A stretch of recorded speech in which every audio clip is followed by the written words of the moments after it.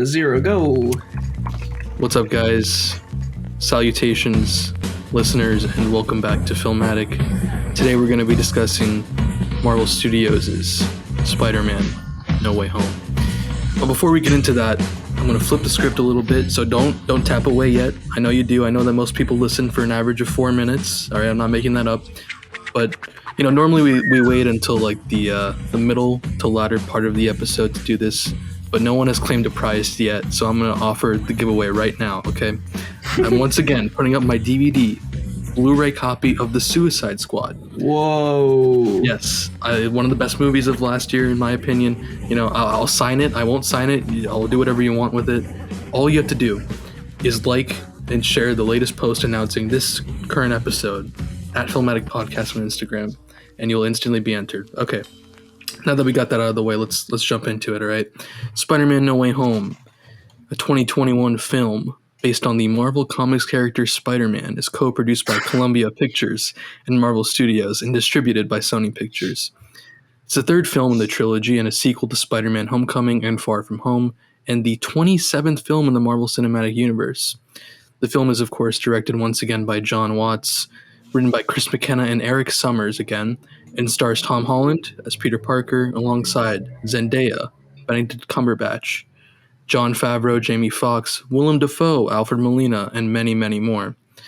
Spider-Man No Way Home was released on December 17th, almost a month ago, about, from the time of this recording, and it's received mostly positive reviews from critics, with many praises for the performances and chemistry of the cast, screenplay, and action, and we'll get into it.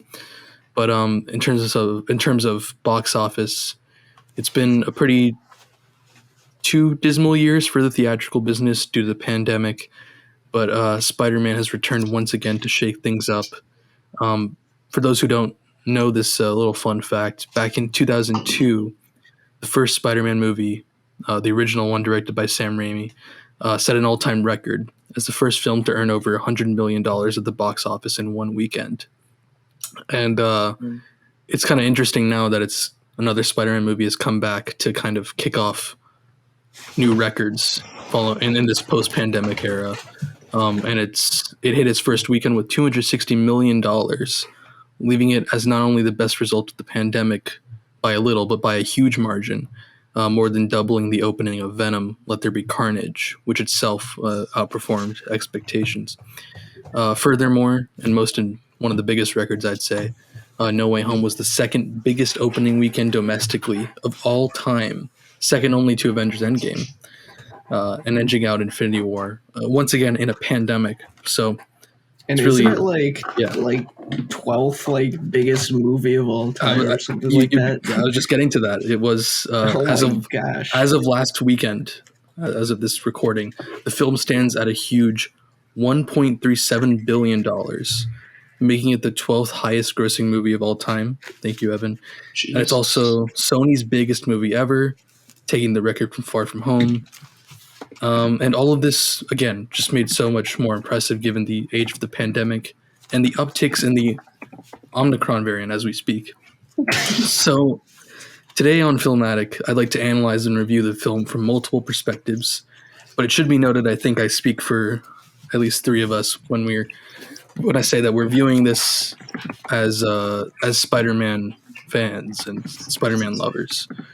But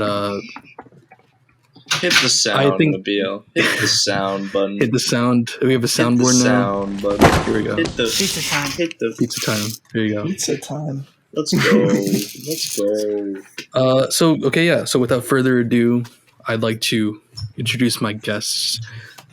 First up, Darian Nigro back once again. Here we are, Spider-Man No Way Home. How are you feeling, Darian? I'm hyped for the podcast. Honestly, I want to see the movie again. Really? Just hearing you give that intro made me want to watch the movie again. But yeah, I'm happy to be here. That's hype. Casey, you're here. Hello. What's up?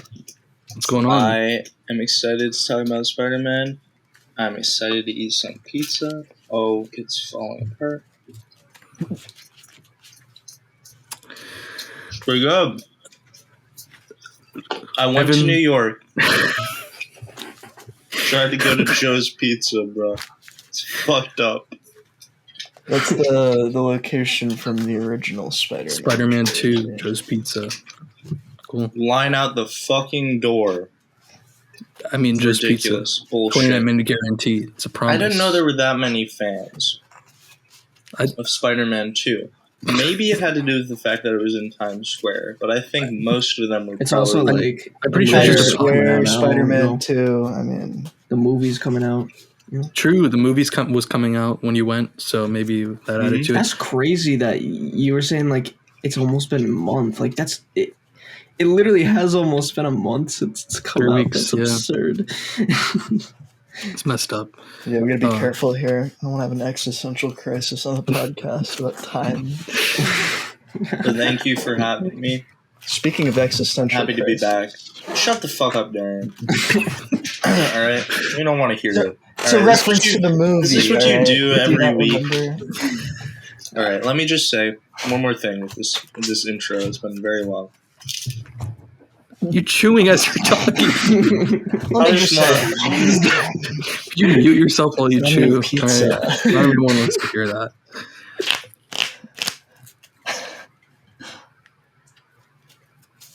What was what?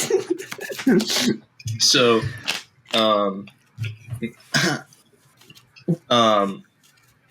let me just say, with this podcast, if you were disturbed by my chewing sounds, expect disappointment. Never be disappointed. I'll turn my mic off. All right. Okay. Thank you. I just hold on, Art. You guys understood that the existential crisis line was a reference to the movie, right?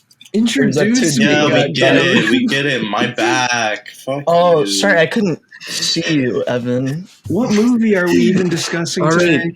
And also, we have Evan Lemolier back once again. Evan's going to be here as the voice in the clouds due to some technical issues. I don't want to be on video. Or, okay, you could just, I was trying to cover for you, but okay, that's fine. Evan's a big privacy guy, and that really segues well into our sponsor for this podcast, NordVPN. NordVPN. Nice. Evan, you actually, what's your take on this movie? What movie? Who's So this if you fucking guy? Listen, we're not going to do the same bit as the Justice League episode. We're just going to be upfront about it. Yeah. Evan has not seen That got old quick, you know. Evan has not seen the movie. He's here to Shit on it. Nah. It's too late for that, you know. It's like, shoot, it's almost 1:00 while we're recording this.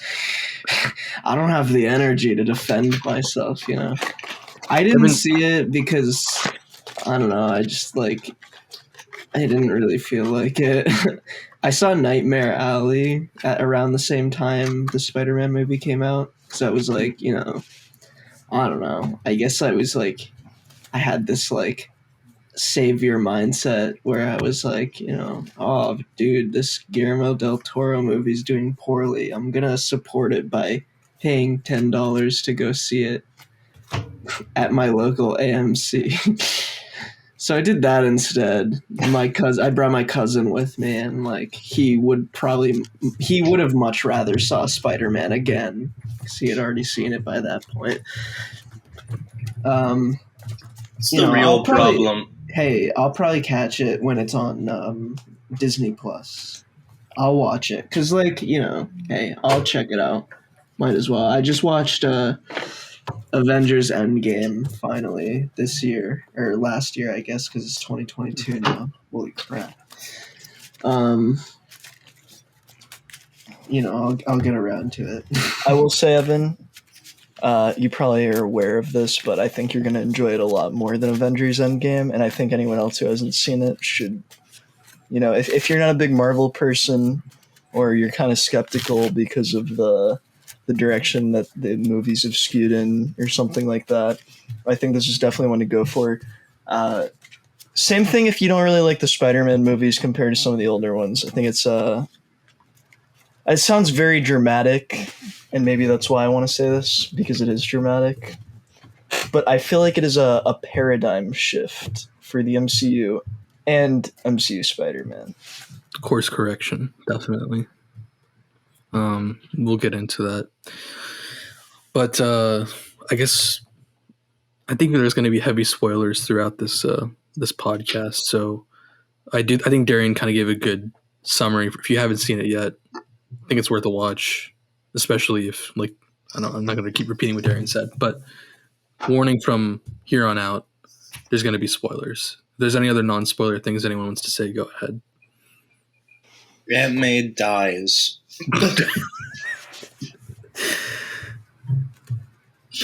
We Cool. still doing non-spoilers?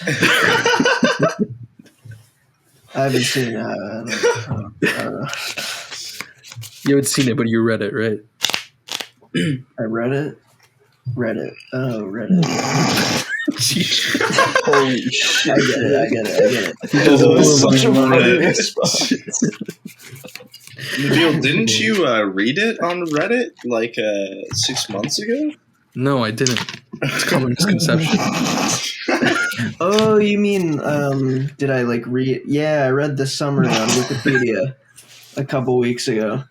Cool. I honestly, that's the same experience as going to see it, in theaters. That's debatable. Shut the fuck up. Well, I mean, really, the only part I of the got movie just that as much matters out of is it. the summary. I mean, it's 2021. Who has the time to watch a movie, let alone listen to it? You know what I mean? Listen to it, like the soundtrack. It's What's the enough soundtrack to for it? watch it. But Dude, is there a poppin' soundtrack for this movie? Anyone make any songs for this movie? Is there a little Uzi Vert No Way Home movie? No, but they do use some De La Soul in the end credits, which I thought was pretty hype. yeah, it's a good Got a credits lot of choice. awareness for the it's group got, because their stuff isn't on streaming. So The Hopefully soon. soundtrack is by the guy that did all those other movies. What is the opening Incredibles. song in the beginning sequence? Giacchino. It's something with it's kind of funky. It's got some drums in there. I like that shit. The opening scene, if you want to talk about the movie, Why? the opening scene is great. I loved it. I knew from the opening scene, I was like, this is going to be a good-ass movie. Everything the from- opening scene was just kind of a continuation of the last scene in Far From Home, right? Whoa, because whoa, you whoa. have it. So what was the opening scene? I mean, sure, it's a spoiler talk there. Just give me a summary. Shut the fuck up. Evan hasn't seen Far From Home. Yeah, wait. So maybe he we doesn't should know give what a that summary. means. We should give a little summary. It So- might help you guys discuss the movie more in depth. Yeah, no, it's a good device. So yeah, well, You I don't know each what you're want gonna. to take apart? Yeah, sure. Casey, you take the where first does part it because start yeah. from? I haven't. It seen the starts second directly at the one, end but of Far whatever. From Home. It picks up exactly where that movie left off, the same And minute. where does that one leave off? Because I haven't seen that one. Spider-Man and MJ are back in New York after the trip to who the fuck cares where. And London. Everyone knows that Tom Holland Mysterio's is Spider-Man. dead. Yeah, Mysterio dies, and then he had doctored the footage to set up Spider-Man, and then this footage, ends up getting leaked, and J. Jonah Jameson, who's Dude, an Spider-Man Alex gets Jones doxxed. meme. Yeah. Yeah, he doxes him. Alex Mysterio Jones, doxes a child. Alex J. Jones Jameson Dude, Tom doxes Holland's gonna get Spider-Man. swatted. He does get He swatted. does. in the Wait, yeah, movie. that's what I was thinking. He Yeah, literally gotcha. does. But Okay. anyways. Yeah, it's like Mysterio's Keemstar.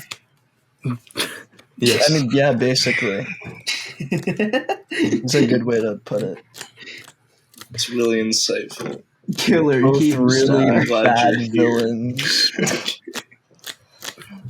So who wants to continue? Who wants to take this first act of the you were movie? going to take the first Yeah, you were gonna act, say so. something. Yeah. So yeah, it opens up right at the ending of Far From Home. I'd like to also announce to the Filmatic podcast that I've defended that movie in the past, and I Mhm. would like to. Uh-oh. Oh, this is what I've been waiting for. The lore and the canon is about to, take a little shift.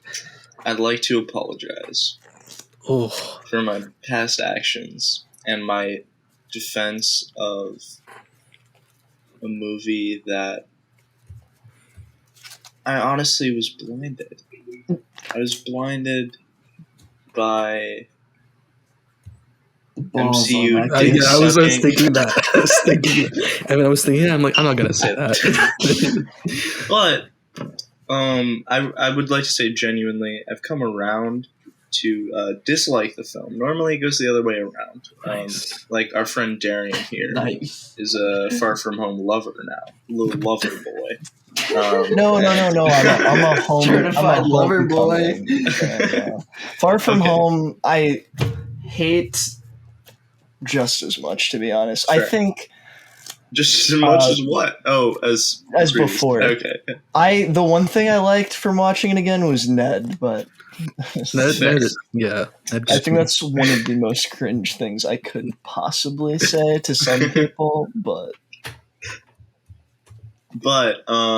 yeah, no, I just especially after seeing this movie, I just want to say that yeah, that movie sucks and it's ass and don't watch it. I would never watch that movie again. There's no reason to, especially after this one. Anyway, so the movie begins with the final moment where his identity is revealed, as we discussed. Then there's some good little sequences of MJ and Peter swinging around. I really love the shot, one of the first shots in the movie, the guy trying to jump and grab on to Spider-Man, and he just like fucking jumps off of a taxi and falls onto the ground. It's hilarious. And I think that the comedy right off the bat, I really enjoyed. I think that them going from that shit into the apartment scene, where, there are the helicopters coming in, Happy, Aunt May are there, they walk in on Peter and MJ having sex. I don't know why they chose to have sex at that point in the movie. It was kind of weird to have a sex scene that early, but I enjoyed that part thoroughly, and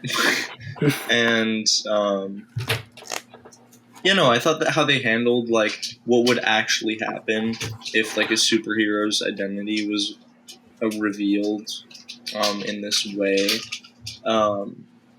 how people would actually respond in our like modern world, and how much of like a big news thing it would become, on the internet, personal interactions, how people respond to it. I thought was really like unique. It makes me wish they had spent more time on that act of the movie, because it does feel a little breakneck speed just getting through that. I mean, you of course get the Matt Murdock cameo, right? And I think he even mentions that it's not over yet. There's still a court of public opinion. And it kind of felt like it was hinting towards more was going to happen, but nothing else happened. So, up until the point where Doc Ock first appears, like, I feel like there could have been more there. And I know that would have extended an already relatively long movie. But I think that you're right. Like, that's one of the more interesting components of the film, especially given in modern superhero films that we don't get to see a lot. So I would have liked more of that. Yeah, Hold and up 1 second. on that note, Wait. You saying Daredevil is in this movie? He is. First scene. Whoa, wow. No, it's Wawa. Wawa, wee wah. Whoa, wawa. But I was going to say that I heard that there were actually like several deleted scenes featuring Matt Murdock, which could have aided in what you're talking about, but they definitely had to cut the movie down for time, which I think is interesting. Yeah, it just almost feels like a different movie up until the Doc Ock appearing, where that kind of is the game changer. Kind of everything explodes, which is obviously it still works, but it would have been interesting to see more of that, or maybe that's what it would have been more of the movie had there not been this whole multiversal villains plot, if that hadn't panned out for rights or whatever. And That's cool what to think what they about for originally sure. planned. Yeah. Yo, can we take a quick aside? I don't know if you've done this before on the Filmatic, but how would you guys rank the Spider-Man movies?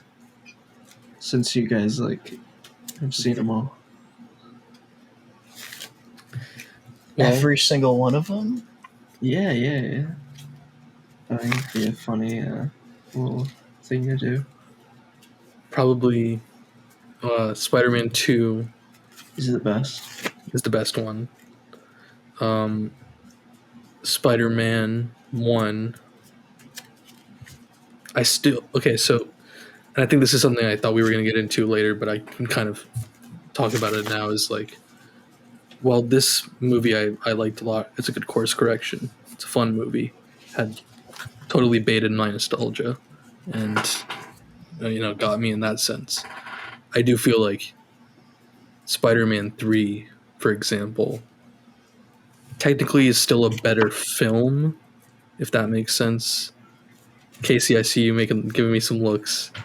I don't know. Like, okay, what do you think? Like, Nabil,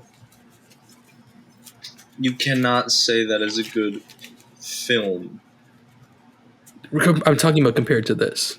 compared to this. Like, this Spider-Man- still has some of the MCU problems, if we're being honest, in terms of color, framing, cinematography, cinematography. That's all I'm saying. I'm not saying it's trash, definitely compared to the rest of the MCU. I'm just saying that I feel like Spider-Man 3 has a very distinct beating heart, and has that because, primarily because of who wrote it and who directed it. You know what I mean?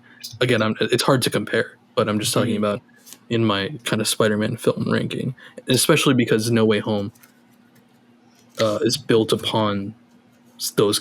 It couldn't exist without that movie or any of the other movies, so it's kind of hard. That's very true. I guess where I love Spider-Man 3. I rewatched all of the Spider-Man movies before seeing No Way Home.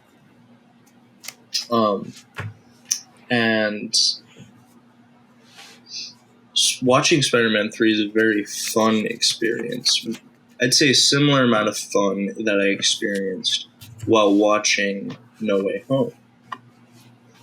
But I guess what differentiates for me, I'll acknowledge that, like, maybe how it looks, No Way Home is a little more sterile and typical of MCU movies today. But as for story, pretty much everything else, this movie just kills it. It makes you actually feel something.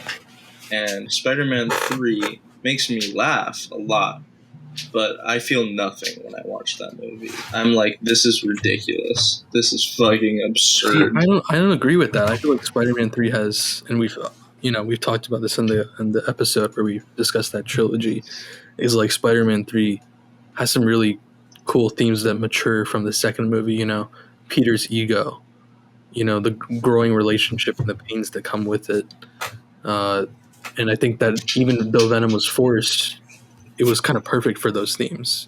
And seeing, and we've seen YouTube clips. Like you said, there is a lot of comedy that's come out of that due to internet culture and stuff. Like, but even for example, like the scene where Peter fucking hits Mary Jane, it's not out of nowhere.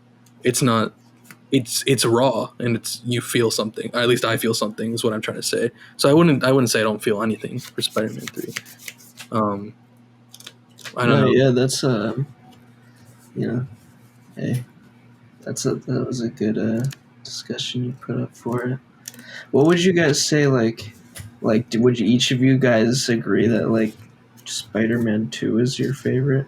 I actually don't know if, like, personally I have a favorite. I think maybe Spider-Man 2, but also, like, I haven't seen it too many times or, like, enough to, like, really, like, say it's my favorite.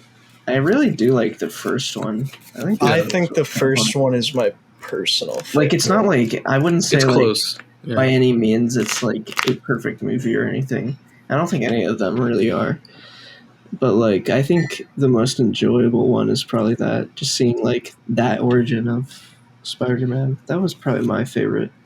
I would say ranking, I'd go Spider-Man 1. This is personal. I'm not going to argue over Spider-Man 2 being above Spider-Man 1 because it's pretty close for me, but I definitely think Spider-Man 1 edges into first for me. I just fucking love the Goblin. I mean, Doc Ock is great too, don't get me wrong. It's very close, but personal preference. I'd say Spider-Man 1 in first place, Spider-Man 2 in second place. I think I might put No Way Home at third, and then Spider-Man 3, then The Amazing Spider-Man. Then I'd go Homecoming, TASM 2, Far From Home being the worst. Darren and I have the same ranking other than Spider-Man 2 and Spider-Man 1. Interesting. So 2 and 1 definitely switch places for me. Depending, like you said, just personally, like, just having a lot of attachment to seeing them growing up, and like you said, Green Goblin. Also, I feel like, well, Spider-Man 1 probably has more flaws than Spider-Man 2. It is the perfect origin movie to me and started the origin movie template, you know, for superhero movies. And it was just so monumental. So I can definitely respect and grapple with putting one over the other. 1 over 2, rather. So yeah, that's the ranking. Now, you brought up, someone said Doc Ock's name. Let's jump right back into this plot summary. So where do we leave off with the plot summary? I think just Matt Murdock, right? Yeah. Who wants to Would keep you going? like me to continue? Someone else. Give it to someone else. I'll let someone else talk. All right. Anyway, so Seance. All right, so I don't know exactly where you left off. I don't remember, but basically, Matt Murdock comes in. Spider-Man evades all the legal trouble. Happy gets screwed, which I feel like they'll probably do something with in the future. But I think one really good thing about this that they get right off the bat, and I think this is, while the first part of the movie I agree does feel different, I think they're kind of using it to set up these things that remain important throughout the movie, like more like universe stuff, not necessarily like the tone or direction of the story. But like, so, Happy gets screwed. They like take like basically the government, I guess, like seizes all of the remaining Stark tech. Like Stark Industries is fucked. Pepper Potts not an option, to contact for like technology or some shit. And basically Spider-Man's got nobody. So he ends up. Well, okay, actually, wait, let me back up. Because of all of this, as Matt Murdock said, the court of public opinion, him, MJ, and Ned don't get into MIT. And it's explicitly stated that, they weren't able to accept their application at all due to, the current state of controversy surrounding these individuals. And Spider-Man then, with no one else to turn to, decides to go to Doctor Strange. And he's like, you want to go back in time and make it so that this didn't happen because it's hurting people other than me?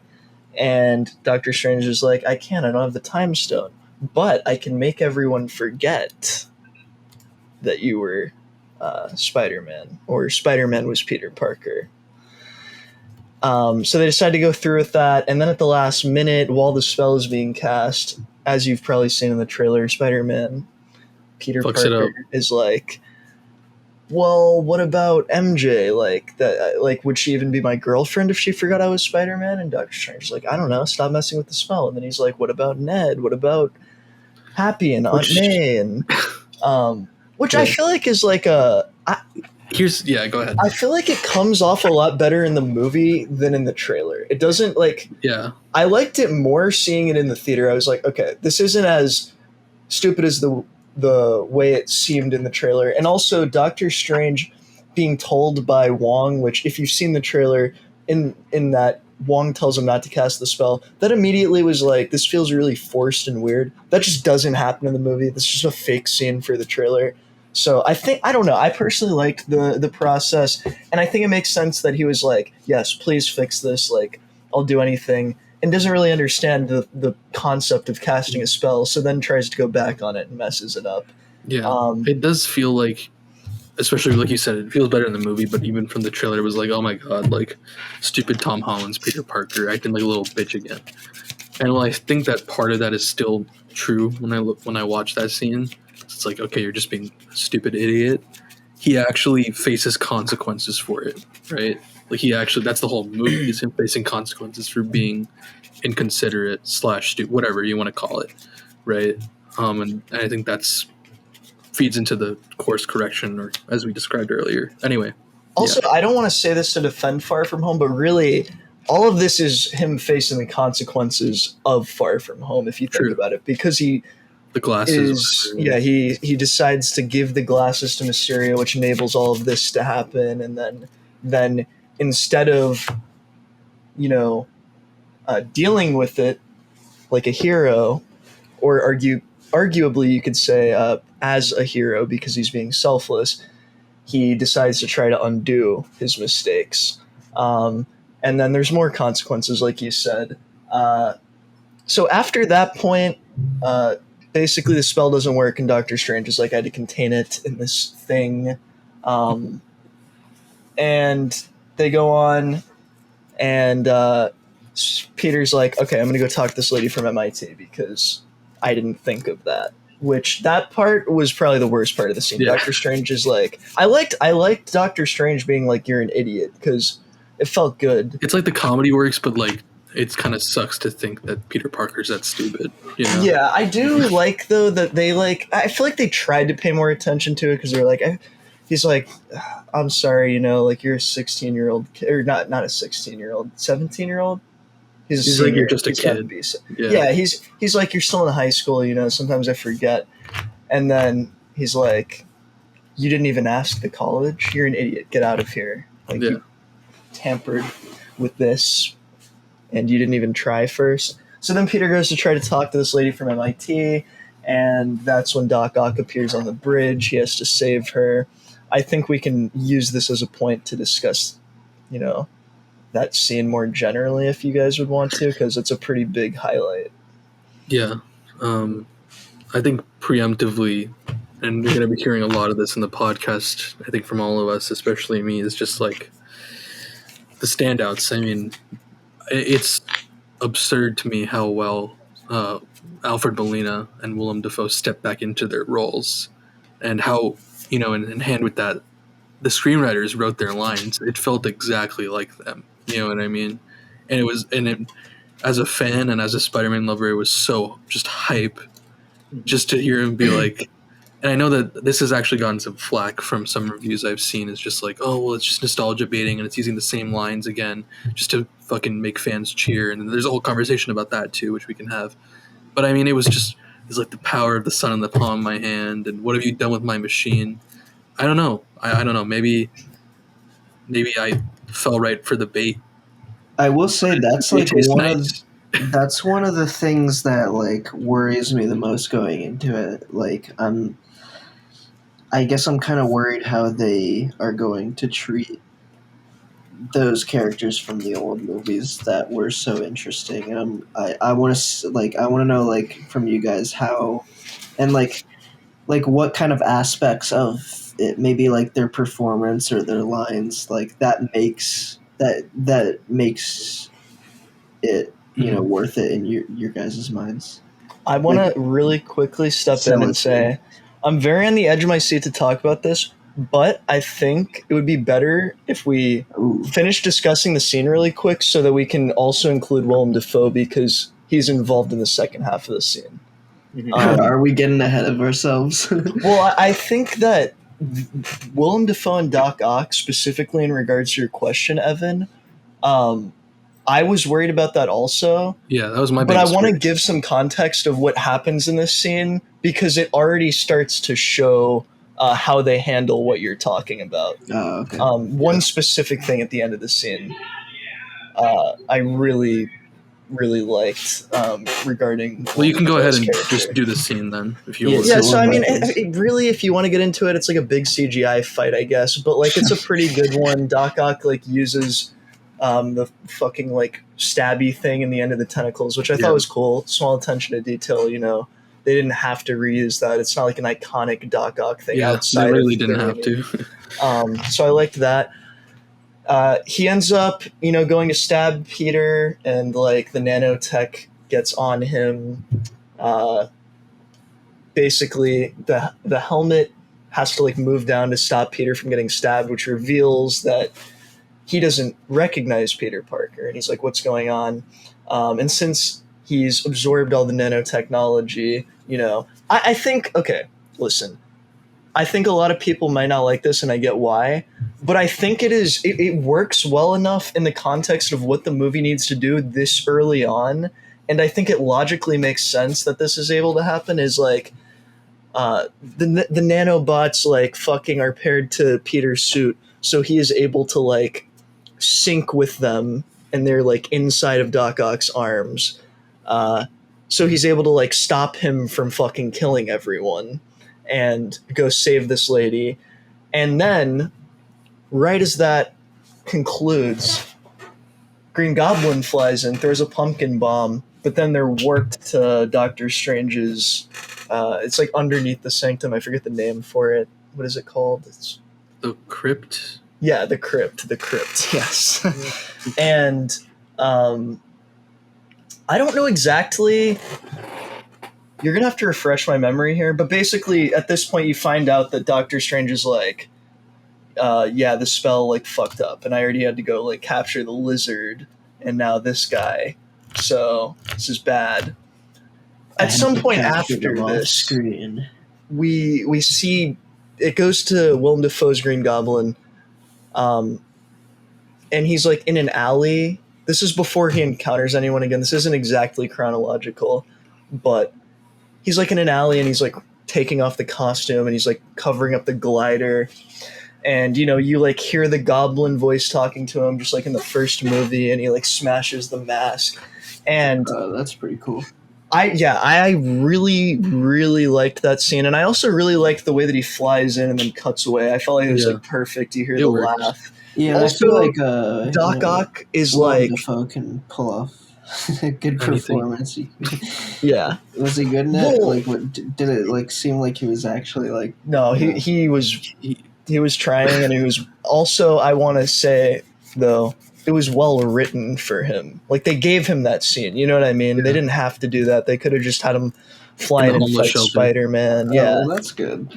But it gets Appreciate even that. better as we go throughout the plot. I also Yeah. I really liked that Doc Ock in that scene like references that he knows who Norman Osborn was and knew what happened to him prior to the events of Spider-Man 2. And they don't just like use it once as like I know who Norman Osborn is. Like I feel Well, like he they like actually, says it to him, like he's like, "Oh, you're the fool who turned himself into a monster." Like there's a Yeah. lot of stuff like that where they're actually like talking to each other, and it actually builds the worlds of the Raimi universes in between movies, and it doesn't feel out of place. You know, and it like feels it makes like sense. actually thoughtful. It feels like not just like like references and like Right.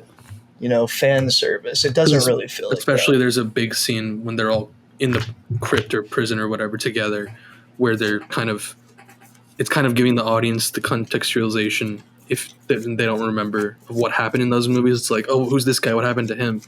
But the conversation they're having actually feels natural. It doesn't feel like it's just throwing exposition at you. It and actually it also makes sense. does the very important job of explaining Like, why is Doc Ock trying to kill Peter Parker / Spider-Man after the ending of Spider-Man 2, where he had a change of heart and saved the city and sacrificed himself?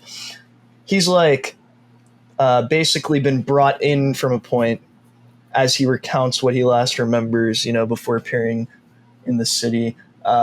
He's been brought in from the point before Peter was able to convince him, that what he was doing was wrong. So the arms are in control of him, and like it makes sense. They don't devalue his arc at the end of the movie, which I think is what I was afraid of that. And I think I shouldn't note that firsthand. Is like, as much as I'm gushing about a lot of these things, it's like I did not have high hopes going in for like I was excited to see the movie, but I had a very large part of myself, especially after those last two movies and knowing the MCU and how I feel about a lot of it, that they were going to ruin some of my favorite characters, but they didn't. And I think that's why I also feel so strongly about it. And I don't think, honestly, like, yeah, maybe to people like us, they did have to like explain that to show that they're not invalidating the arc of the character. But I feel like they didn't really have to do that. I feel like they could have gotten away with just being like, yeah, he's fighting Spider-Man, it's Doc Ock, it's a villain, whatever, here he is. Yeah. Like they could have just been like, oh, where am I, and all that. Like they didn't have to have a whole scene where they actually built that. And story. I mean, not only that, but they go much farther beyond just like respecting the other movies and the characters, by like actually trying to add something valuable to them that doesn't feel out of place. I think we're skipping some scenes, but I feel like going to the point of the homeless shelter next would be best, so that we can reference, an example of that with Willem Dafoe's character. Yeah. So, well, I think the only big scene that happens before that is the Electro. Oh, does that happen before? You're right, it does. Okay, so just for summary, I guess I can. It's a good example also because of Sandman. Yeah, so basically after Doctor Strange tells Peter this is what's going on, he sends Peter out to find more of these intruders. And Peter's like, well, I want MJ and Ned to be here. So MJ and Ned are in the crypt as well. I know, I'm just saying that for plot reference. And he goes out to where there have been reports of a strange sighting of whatever. And it's just like this big field with a bunch of electric towers. And Electro appears, shows up, and is like reforming energy. And during that is fighting Peter. And at that time, Sandman also shows up. And Sandman, coming off of where we last saw him in Spider-Man 3, is friendly towards Peter at first. And is like, it's me, Flint Marko, do you remember? And Peter's like, well, I'm not your Peter, whatever. They fight. Sandman and Peter team up and fight Electro. Long story short, he sends them back to the prison. So then the only one left is Green Goblin, like you said. And Aunt May calls Peter, says, hey, I think one of the guys you're looking for just walked into the homeless shelter. And Peter rushes over there, and Aunt May is sitting there with Norman Osborn. But from this point onwards for a while, it's going to be the side of Norman Osborn that is Norman Osborn and not the Green Goblin. So basically, he's like, what am I doing here? What happened to my son, my company? I thought that was a good touch. I really liked that they had a few Harry Osborn references in there, because it should be important to Tobey Maguire's character, Peter, and Norman Osborn.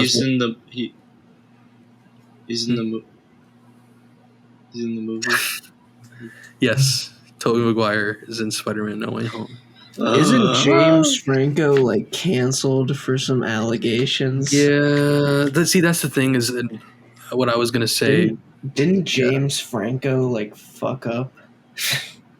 I guess he did. Things? I think he started in acting school and then like had tried to have sex with his students and or had sex with them to trade for. Like, no, I think he. Right? I don't know. He's talking underage girls, right? Yeah, I think there was something about like him having sex with a dolphin. What? Oh, with David Park. Yeah, Was and Yeah. like Is David Park David was Yeah, part and, of Park that. a dolphin? David Park like fucking was like employed by him to make some kind of tail Right, for like because a James It's Franco basically was a device that lets humans more easily fuck dolphins, and it like takes Yeah. away the ability Connor of the was telling dolphin us to about this, resist. right? Yeah, I mean, well, David Park is Connor's dad, actually. Oh, Yeah. I don't know if okay. people know about that, but Okay. Is this in Clearwater? well, yeah, you know about Winter from A Dolphin's Tale? She died recently. Yeah, Yeah, and Rip I mean, Winter. Connor's Is dad that what you helped guys in are that referencing? process. Yeah. I mean, True I don't filmatic know how much video. we wanted to. I don't know if we were supposed to go. I mean, I No, think you- Connor this. shared it before on the podcast. He has shared it. Roll the clip. Yeah. My dad. Oh my Swim. god, he does what? Your dad makes. He gives dolphins. He makes them do what? Why would somebody want dolphins to be able to dude? That's horrible. Okay, frankly, Connor. Did you guys hear that? He clearly shared it before. I'm sorry Shocking. for bringing this up, David. All right. Well, back to the Anyway, movie. Can we get like a So James response? Franco's canceled. Obviously, he's not in the movie, Like, a but I think response it's video still from good. David Park. Yeah, don't interrupt. Yeah, me. David Park, if you're out there, feel free to respond to us. Yeah, we need to get like a David Park response video where David he's like Park reacting to responds. like David Casey's Park like cameo. apology, David Park and he's reacts. like, oh, it's okay. Don't worry, Casey. I forgive you. You're right. I did. Says like a prayer or something. Yes, you're right. James Franco is canceled. Hence, I think a big reason why he didn't appear in this movie, because I feel like there would have been a lot of thematic value to him being the sixth member of the Sinister Six. Of course, we only get 5 villains in the movie. Fuck the lizard, bro. Get him out of this movie. The lizard. Oh my! I They do want to talk about shafted the lizard. Though. They shafted the lizard and made him a joke, which I kind of get. I sort of get in terms of like how much there is going on, but also he doesn't even sound like him. He has like a weird posh British accent, and like I don't know, it just seems weird. It seems like a much more sophisticated version of the lizard. What I wanted to say, Nabil, is this is just very speculative, okay? And it's kind of a non sequitur in regards to what we're talking about, aside from the fact that it's related to this character. But they leave like this ambiguity of like when the lizard came to this timeline, right? And he doesn't die in The Amazing Spider-Man, in case anyone didn't remember. Well, from there's a that pretty movie. funny line in the movie. Well, it's not supposed to be funny, but I thought it was funny. They're all talking about how they died or if they died or not, and then at the end of the conversation, right before Doctor Strange comes in and causes the next scene to start, the lizard's like, "Tell me, Mac." I can't do the voice, but he's a stupid British accent that sounds really like stereotypically bad. And he's like, "Max, do you know if I died?" And then no one answers him, and then the next scene starts. Yeah. I laughed at it because it was just the timing is so funny. Well, it's like But- I don't know. Like he doesn't die, obviously, but I don't think that there's no possible way he's being brought in from the Amazing Spider-Man 1 movie at any point, right? Because throughout that movie, he constantly like reverts back to his human form until he is like, eventually stopped. And like I don't know if you guys remember, but he has to like go re-administer the serum. None of that happens throughout this movie. Yeah, you could say like, oh yeah, because it wouldn't make sense that he's able to do that, and like they didn't want to fucking have him retransform and all of this stuff during the movie, whatever. I don't know, to me, I kind of got this vibe, like, also, like you said, the fucking accent, he was acting way more human. I felt like Right. maybe, I don't know, it's weird also because he doesn't comment on Andrew Spider-Man, and Andrew Spider-Man doesn't really comment It's just on like, him "Hello, that Peter," much. when he sees him later. That's it. Yeah, I feel like that's why I'm like they shafted him, but I feel like maybe they were implying that like this is like the lizard like continued doing this shit after the events of the Amazing Spider-Man 1 Well, and yeah. became more and more he kept refining this process to make himself a better Right. lizard. Yeah. No, that's a pretty smart explanation. And also, now that you're saying it, I do kind of agree. Like, because there's obviously so much importance in Andrew's Spider-Man fighting Electro. You know, they have that scene at the end where he's like, "You're not a nobody," whatever. But like, the Lizard's the guy who killed fucking Gwen's dad, right? So like, Yeah. you'd think there'd be some kind of Well, it also sucks because there's the whole, like, he looked up to Dr. Connors. Like, Right. there's also that non-lizard relationship that Peter and him had. Whether it was portrayed well in the movie or not, I don't think it was portrayed that poorly. They didn't give it a ton of time in The Amazing Spider-Man. But, like, it seems like they gave that attention to, like, Andrew Spider-Man and Electro. Maybe they were trying to redeem that character because it was so poorly received. I don't know. It feels like they did a very good job with all of the other villains, and the Lizard just kind of felt like he was there. Do you remember when you pointed out the Lizard made that racist comment where he's like, "That can't be his girlfriend, no way." Yeah, I mean, well, I honestly, I get that it's. First, I said, was that a sexist joke? Unironically, What's wrong, Because- Casey? because basically what happens, for context, okay, they're lizards in the fucking jail There's cell no- thing in the yeah. crypt, and MJ is basically like being very assertive and brash. That's the only context. There's and no then other context. The Lizard just says, "There's no way that's his girlfriend," and yeah, like maybe it's a reference to Gwen Stacy, but like I don't fucking think so. It just It doesn't didn't make come any off sense. like that. I don't think Dr. Connors really was aware that Gwen and Peter had a relationship before he turned into the fucking Lizard and accidentally killed her father. I don't think Dr. Connors gives a fuck because it's not even the Peter I that have no he intention knows. of settling down. The Lizard's still out there. I mean, it's probably Um, more just like a judgment on it's their just- personality. Like, It's probably No. just a poorly written line. No, But that's why- that's my assertive, take like, on it. his Is that it's girl- just a girl boss really terrible joke, dating- being Well, like, yeah, it's he a is bad obviously nerd and silly cannot nerd have Spider-Man. hot, sexy Zendaya girlfriend. Yeah, or a girlfriend that's like making a bitch out of him in the conversation. Still feels misogynistic. I don't though. feel that was the intention. Well, okay, here's what I'm saying. She doesn't do anything that's like super smart or super cool. All she does is yell at Peter, and then he's like, "There's no way that's his I girlfriend." think he's just She just calling yelled her at him. hot. It's just a bad I don't line. think that That's even creepier. Okay, it is a child. she is a high schooler. He is a Like, 50-year-old ooh, man. she'd be really cool. He is a lizard. He's a lizard. He is an intelligent lizard. He's a okay? dog. The only reason he's a lizard is because he Zoophilia wanted in No Way Home. he wanted to grow his right hand back. Casey, don't you see True. the theme? Okay, Oh my god, bro. And That's you remember that Clarify. YouTube poke, Nabil, Yeah. where he's tracking children instead of lizards? Anyways, Hold on. Jesus Christ. there's a video where Dr. Connors and the Amazing Spider-Man works with Andrew Garfield to track children because Andrew Garfield is trying to fuck Tom Holland. It's a great video. Can we talk about Listen, the quarantine got us down some weird rabbit holes. Can we talk about the Let's, blowjob YouTube? Below. Mr. Jameson, please This- blow Oh me. me. Look it up, guys. Just look it up. That's all I'm going to say about that. Google Um, that, Mr. It's Jameson. called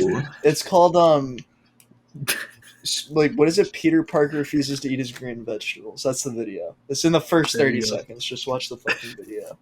It's awesome. There you go. It's actually so funny. It is. It is. It is It's good. even if you don't give a fuck about Spider-Man, It's really or good the editing. movies, it's It's so good. funny, dude. Yeah. What were we talking about originally? I think Who The knows? villains. The villains. Electro So- gets captured with Sandman. We were making our way to the Green Goblin homeless shelter scene. yes. No, we started talking about that. Well, okay. So the what Green Goblin happens is after in the Peter homeless shelter. arrives? He is Norman Osborn. He is at least acting like the Green Goblin is not there presently, and Aunt May tells Peter. Well, Peter's like, I gotta send these guys back. You know, I gotta send them back to their universes. And Aunt May's like, well, is that really what you want? Or no, is it the right? Basically asking him, is it the right thing to do to send Well, them yeah, back to because die? Peter says it's what's best for him. He can get the help he needs in his universe, or There you go. Yeah. he can get the help he needs where he came from. Like, basically, we need to send him back. That's what's best for him, not me.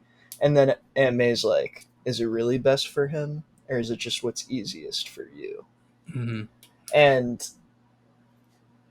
I think that Willem Dafoe's performance in the scene was really good. He was very like scared. He talked about Stealing how donuts.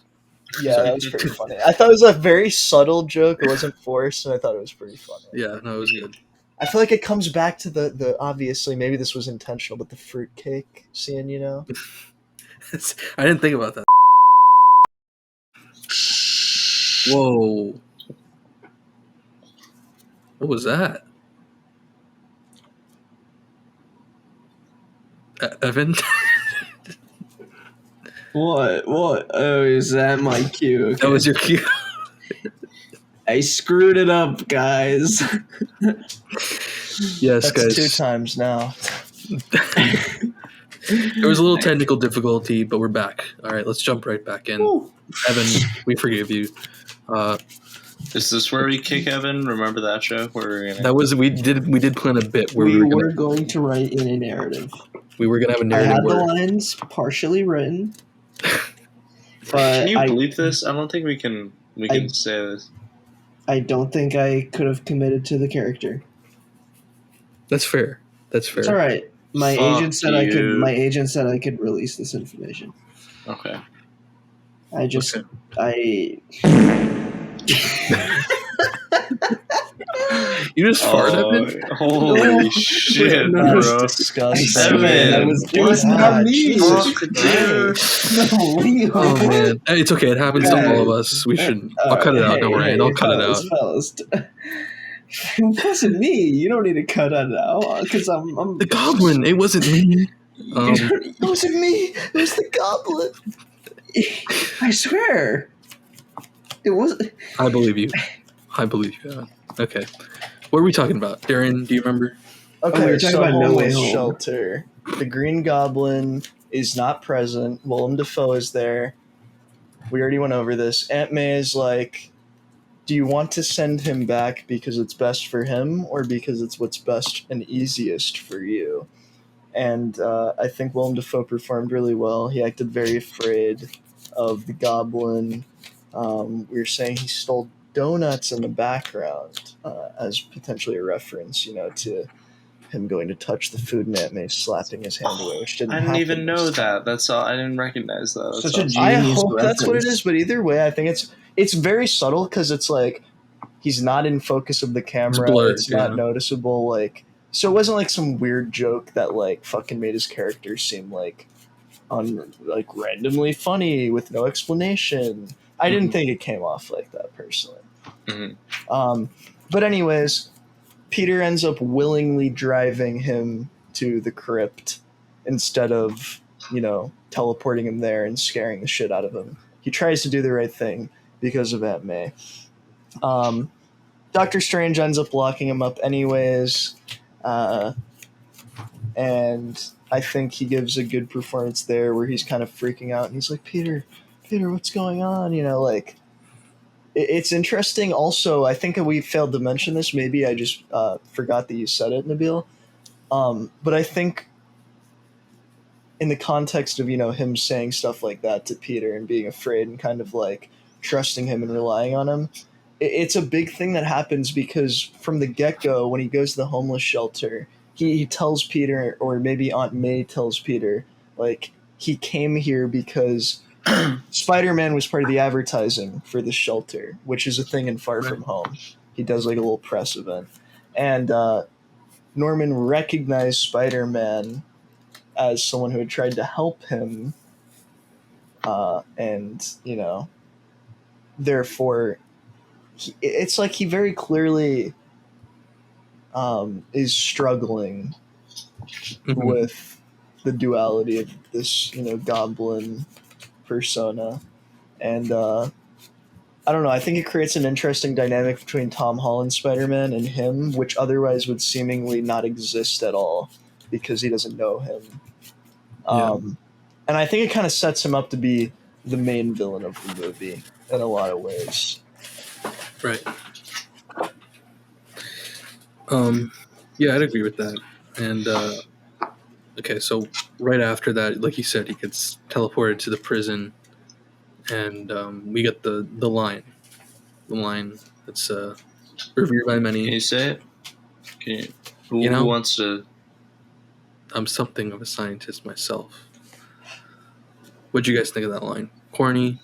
I No. didn't think it was corny. I thought it was funny. They were talking about science at the time. 'Cause, I mean, it fits the thing. It's on the It's guy. perfect. It's literally perfect. something he said before, like as a character. Yeah. He clearly likes touting the fact that he's smart and does science, you know. I also think that's something that they like.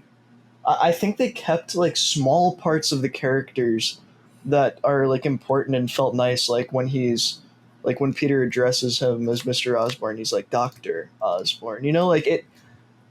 And you know, he in this same scene exchanges words with Doc Ock, goes further into the whole thing where Doc Ock's like, you know, you look like you end up, you know, you did this to yourself and you end up dying, you know, like I'm not gonna listen to you. I don't want to get help. You know, you're the one that got yourself into this in the first place, so to speak. So, yeah, and I wanted to bring that up also because there was an interview that was published on discussingfilm.net. It was an interview with the writers of the film, and I just want to read a little quote here. So the question is, I think you guys had some fun with throwing in old lines and callbacks from previous Spider-Man films for the fans. How did you decide which of these nods you were going to feature and how to use them right? And one of the writers of the two, Eric Summers, says, quote, "It's a balancing act because we love those previous movies, the Sam Raimi and Mark Webb's ones, and we want to pay homage to them and make the fans happy. But you don't want to just do lazy fan service for its own sake because it'll ring false at some point. It's a balancing act, and at every point, again, you have to be thinking about the story. So if you really want to hear this villain say the line that he said in that other movie, you can't let that drive you in terms of finding a moment for that. If you go looking for that and you spend all this time, you're going to end up writing some scene that maybe doesn't even need to be in the film." So, end quote. And I think that really kind of, it's good to have an assurance that that's not what's being seeked out for the sake of seeking it out. So I just wanted to mention that because I read it. So, and I think it comes off that way, as I've said Yeah. multiple times. But I like, agree. I think they succeed. Yeah. So, again, moving forward, the plot. What happens? So, in that scene, okay, so that's when Peter grabs the box from Doctor Strange, and we get this big, probably the most promoted fight in the movie's promotion. The fight between Doctor Strange and Spider-Man for the box. What do you guys think of that?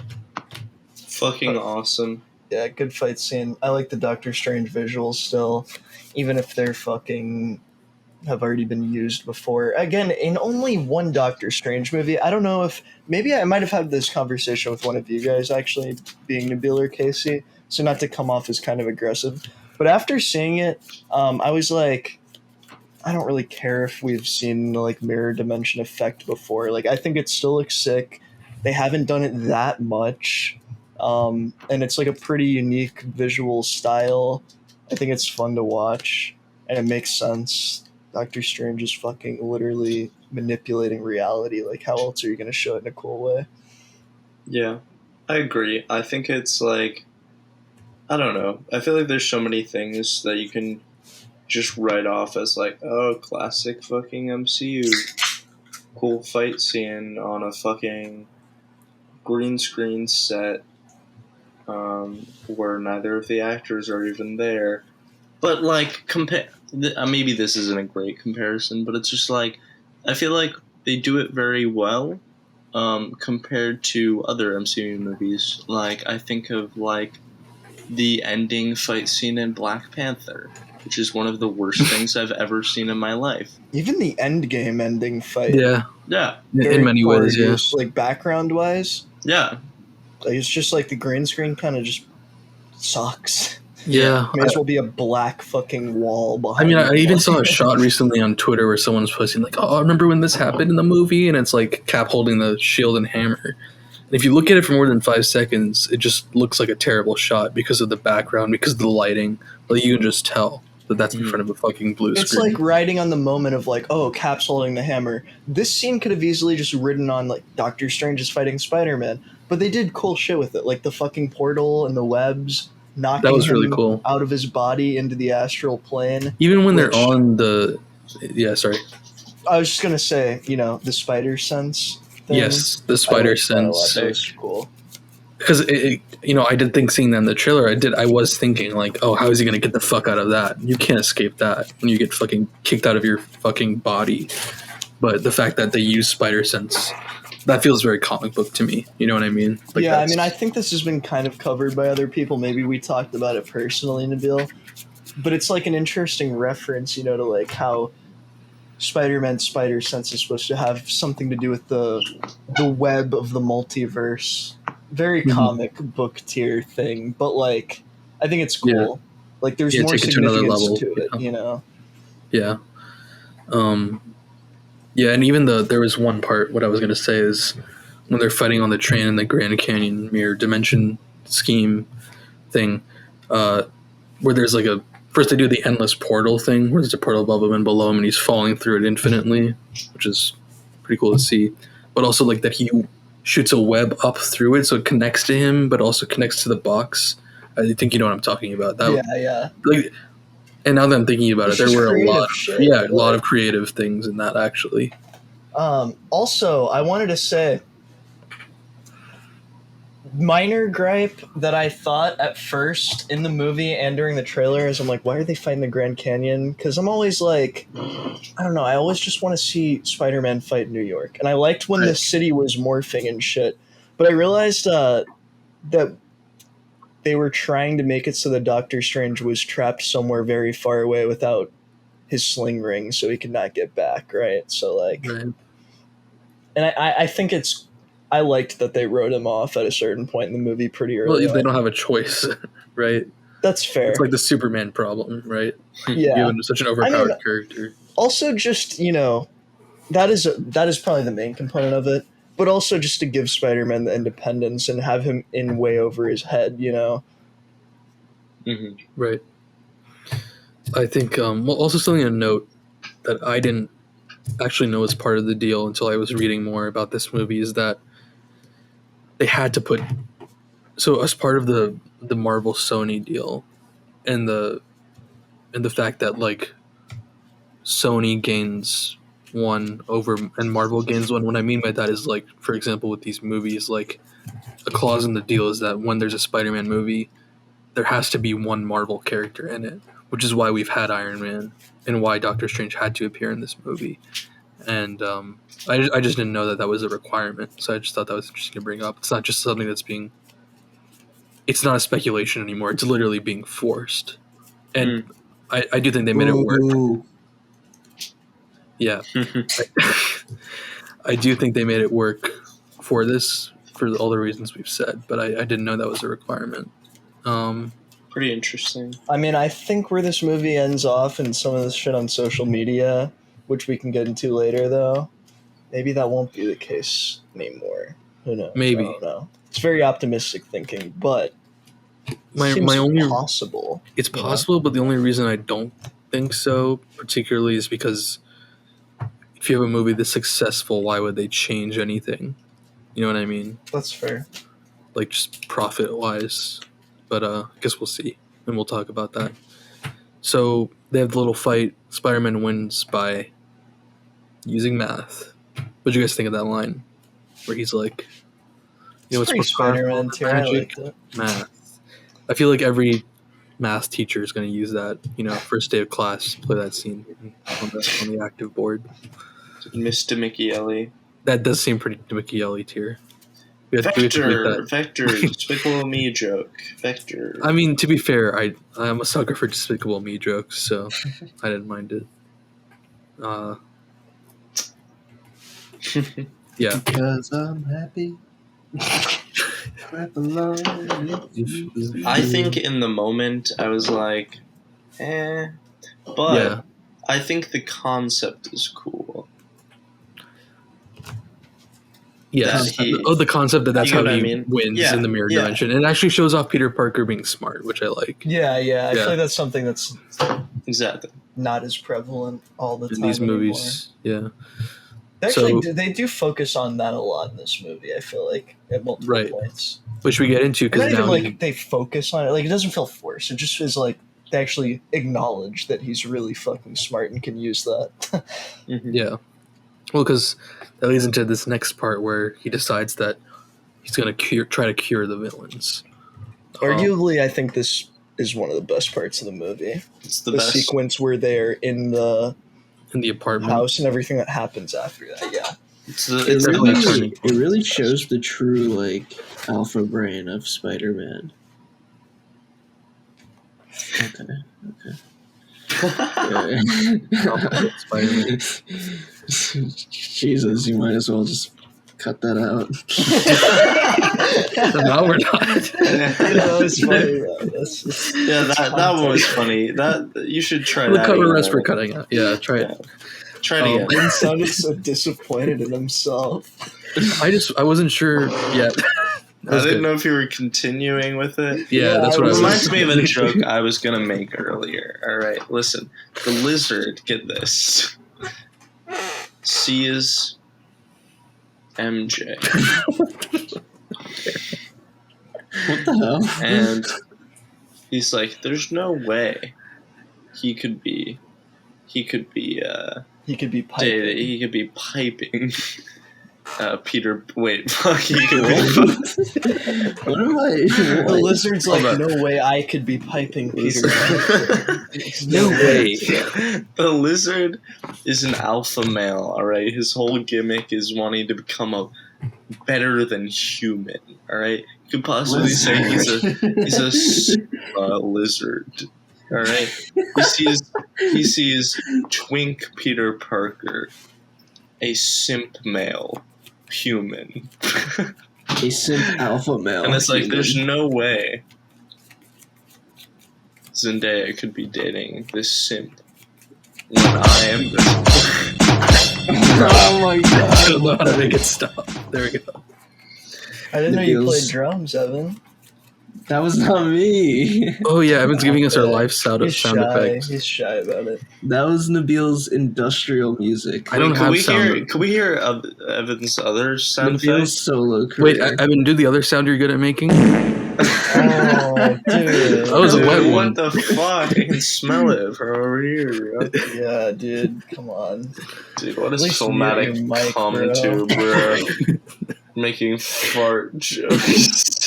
Yeah. Okay. To be fair, this is a better fart joke than the one you guys came up with. Okay. What's the fart? Hey, No, there's nothing- no, that nothing would have better been than a fart great. joke. The 4 Cut hour this fart out. joke. Cut this out. I want to say it. Cut this out. Darian, while you were not on the call, we were saying that we should somehow find a way to Not fucking cutting this out. record audio with the I heard about this. I heard about we it. want to put you did? Yeah. Evan told. explained the scheme Oh, okay, to me. okay. You might have been in the bathroom. Yeah, that's fair. If we put fucking I can't find it. The You know, they specific say name that of like it. fart Could you jokes give are me the the specific funniest name, types Evan? of jokes ever. I want everyone who's 3 watching this hours of podcast. silence interrupted randomly by a reverb fart sound effect. I think that's By a very loud close to the title. reverb fart. And I Yeah. See, And- thank you. Yeah. we have some You want to just tag in Jude Audience real quick, members here. Casey? I can I tag think in you're Jude. struggling. to- Jude okay. Casey, you're struggling to make every joke you want. Well, Darian tries to make you choose. Filmatic, we don't have to choose. Choose. Jude can come in and talk about how they didn't like the movie as much as we do. My point is, what is filmatic now? Alright? Fart jokes and Marvel movies.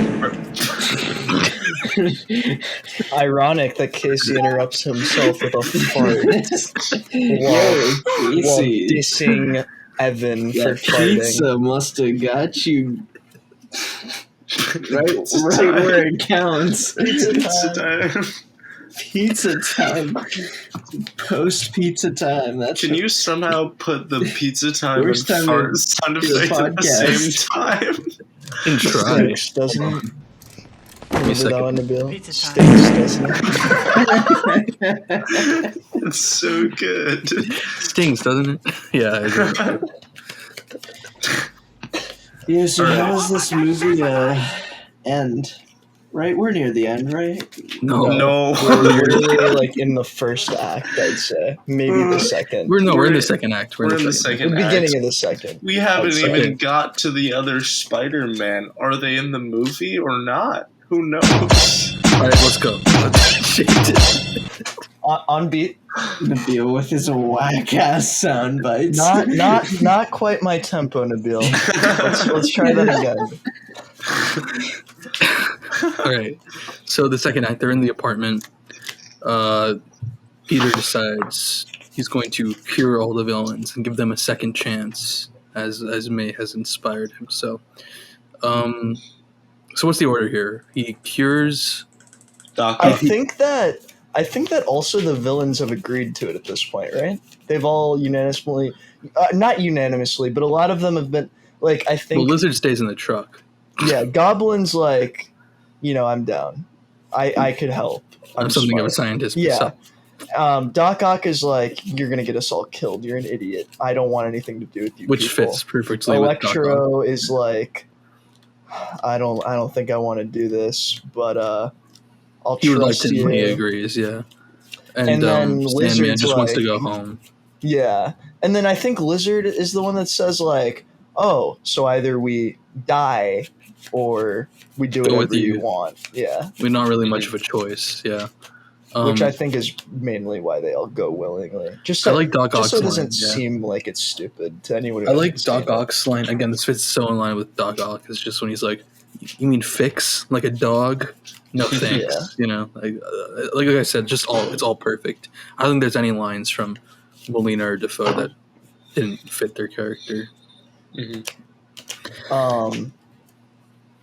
I liked the Aunt May Doc Ock interaction. They put a little something in there. The actor, Right, because in the comics, They Doc Ock, fuck. they do. I Fuck feel like there was chemistry in that very short exchange. Yeah, it was kind of weird joke was when they mixed. had The like joke was they had like the tentacle go up Aunt May's and then like Jesus. No way. yeah, it's pretty crazy. yes way. You should have watched the movie. How did the theater react to that one? Well, A lot of people came. yeah, Sorry. a lot of people came. I cheered, and then when it kind of They Jesus. did This like one- this internal shot. It's CG, but it's still cool. How did the kids I'm react? wondering if anybody. This is a little inside joke for anybody who's watching from Pineview School in Osprey, Florida. Oh God, I have to censor all of this. Were you gonna make a joke? Am I detecting?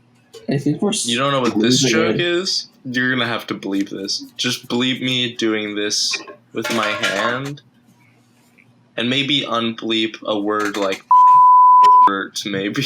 Okay, all right, understood. We'll do. Don't. Oh, hold on, wait. I don't think they're gonna give a fuck. No one's gonna see. I don't think we should leave it. If you just Doctor do covers. What's Dr. gonna do? Unironically, Jesus, this is off the rails. you shouldn't have talked about it so openly Yeah. if you didn't want people to joke about it. Also note that this is off the rails due to Mr. Casey. What has Filmatic come to? All right, Listen. you did this. You did this. Listen, It's your fault. I'm sorry for talking about the various sex scenes in this movie that I didn't know they would be presenting in front of children, bro. It was too far for me. Marvel's gone too far this time. Did you don't know come what to though? say. That's the shocker of it all. You know? Shocker? Wait, Shocker was in Homecoming. Wait, is that an Easter egg? The shocker is walking into Spider-Man No Way Home, expecting to have a good time and relive your childhood and walking out with cum in your pants. So Peter successfully cures Dr. Octopus, fixes his inhibitor chip, and then we get this cool scene, probably one of the coolest scenes in the movie, with the spider sense scene, right? All of a sudden... Wait, can I back up real quick? Yeah. I think also a very good scene was seeing Norman work with Peter and like compliment him. I mean, he offers him a job like he did Tobey Maguire in Spider-Man 1. Yeah, also at this point, Norman has worked on a cure for himself, or currently is, just for reference. Right. And so yeah, the spider sense scene, you get that awesome Raimi tiered dolly shot, which also has been acknowledged in interviews, I should say. They talk about how John Watts used a lot of those cues. So you see it widen out. He's walking around. You see all the villains following him in the background. And He's like this ringing noise. Yeah, it definitely caught me off guard. Like, I was like, oh, what's going on? Yeah. It's an intense scene, and it feels like it feels not in a bad way. I mean, I guess debatably, but it felt kind of out of place because it felt like way more like, I don't know. It stood out in the way that the movie presents things. The scene felt like it was really trying to, you know what I mean? Make things more serious. And I think that's the turning point for the movie, to make it more serious. Yeah, I agree. Right, From there on out, it's fucking crazy. We find out that Norman is gone. Norman's on sabbatical, and if you will, and Green Goblin is here. And so, I mean, what do you guys think of that? What do you guys think about what's about to happen? Fucking awesome, bro. I think I agree that scene specifically. I don't think it was like, I don't know, maybe some people read it as like, oh, obviously the Green Goblin is gonna come back. Yeah, and like, they do a good job of making you forget about it. Yeah, well, they foreshadow it right before in a good way, though. Also, I will say, I mean, I think they want you to know it's coming because remember, you know, like Doc Ock is talking to him while he's working on the cure, and he's like, "This is great, Norman. Once you finish it, it'll just be you. No more darker half." Yeah, it's like, and Norman, just me. Yeah, it's like the very distinct like goblin voice, which I thought was awesome. And then this happens like right after, so I guess it's not necessarily foreshadowing. It kind of is, though. I think there's seconds of dialogue between that and the spider sense scene. And then we have one of the best, probably the best Spider-Man fight scene in this trilogy. By far. One of the best Spider-Man fight scenes of all time. I think it is up there with the original Goblin fight scene in the way that it's like choreographed and the way they present Willem Dafoe. If you fucking spine buster Spider-Man through 5 fucking stories, if you powerbomb his ass through a floor, are you fucking kidding me? It's perfectly right back to what he was in the first Spider-Man movie, where he's just like insulting him through it, and he's like too weak to have it all, and he's fucking like, dude, it's awesome. Oh, and he's just taking the punches and laughing. Oh no, it's strong enough to take it all, too weak to take it. Fucking hits him through 3 floors. It's awesome. And then the speech that he gives after this, while he's choking him out, you know, he's like, "You trying to fix me?" No, what's he say? He talks about how, I don't remember the line. It's very good, but he's like, your morality or something is choking. He's like, you. I could tell her moral. What was it? Her holy moral mission. Yeah, her holy moral mission was getting to you. Because he's like, oh, the cure didn't work. Yeah. And then Norman was he's right. Like, I don't think he says, I think he only says morality once. And I know it's in the line where he says, your morality's choking you. Can you feel it? While he's strangling him very intensely. And then Aunt May shows up, line of the movie, in my opinion. Takes him with the cure. And then he's like, it didn't work. And then he's like, Norman was right. He's an idiot. And he's like, you try to fix me, and I'm going to fix you. And then the glider comes. Classic glider comes. Hits Aunt May. And he gets on it, and he's like, Peter. Does he say anything else, or does he just say Peter? I don't know. And then he throws I think that's when he does the "you're struggling" line. Is true. No. That's when he gets But that's during the Spider-Sense scene. No, on the After. glider, he says that.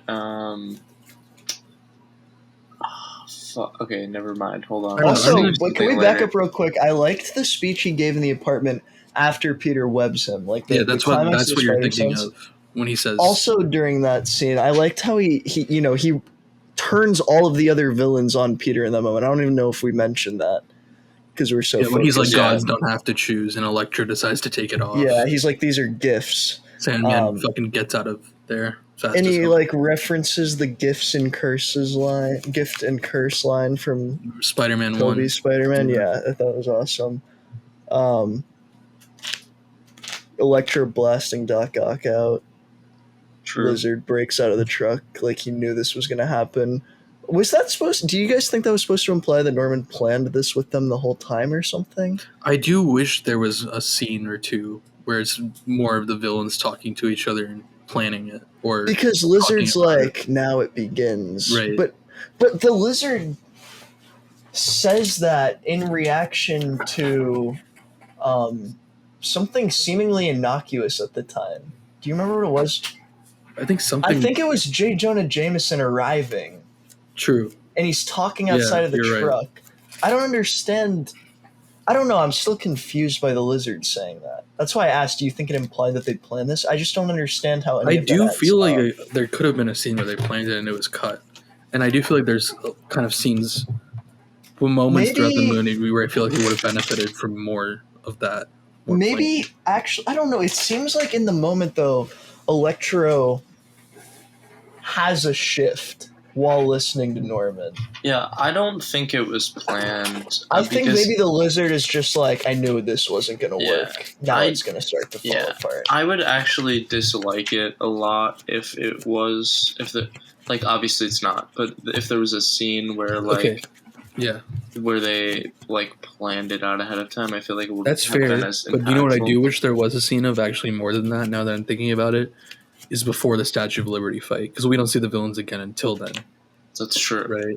I think there should have been some, because why isn't Norman fighting with the Electro, Sandman, and the Lizard? You know what I mean? There should have been more. I think there should have been at least one more scene where they're all talking. Yeah, they were trying to pack a lot in there though.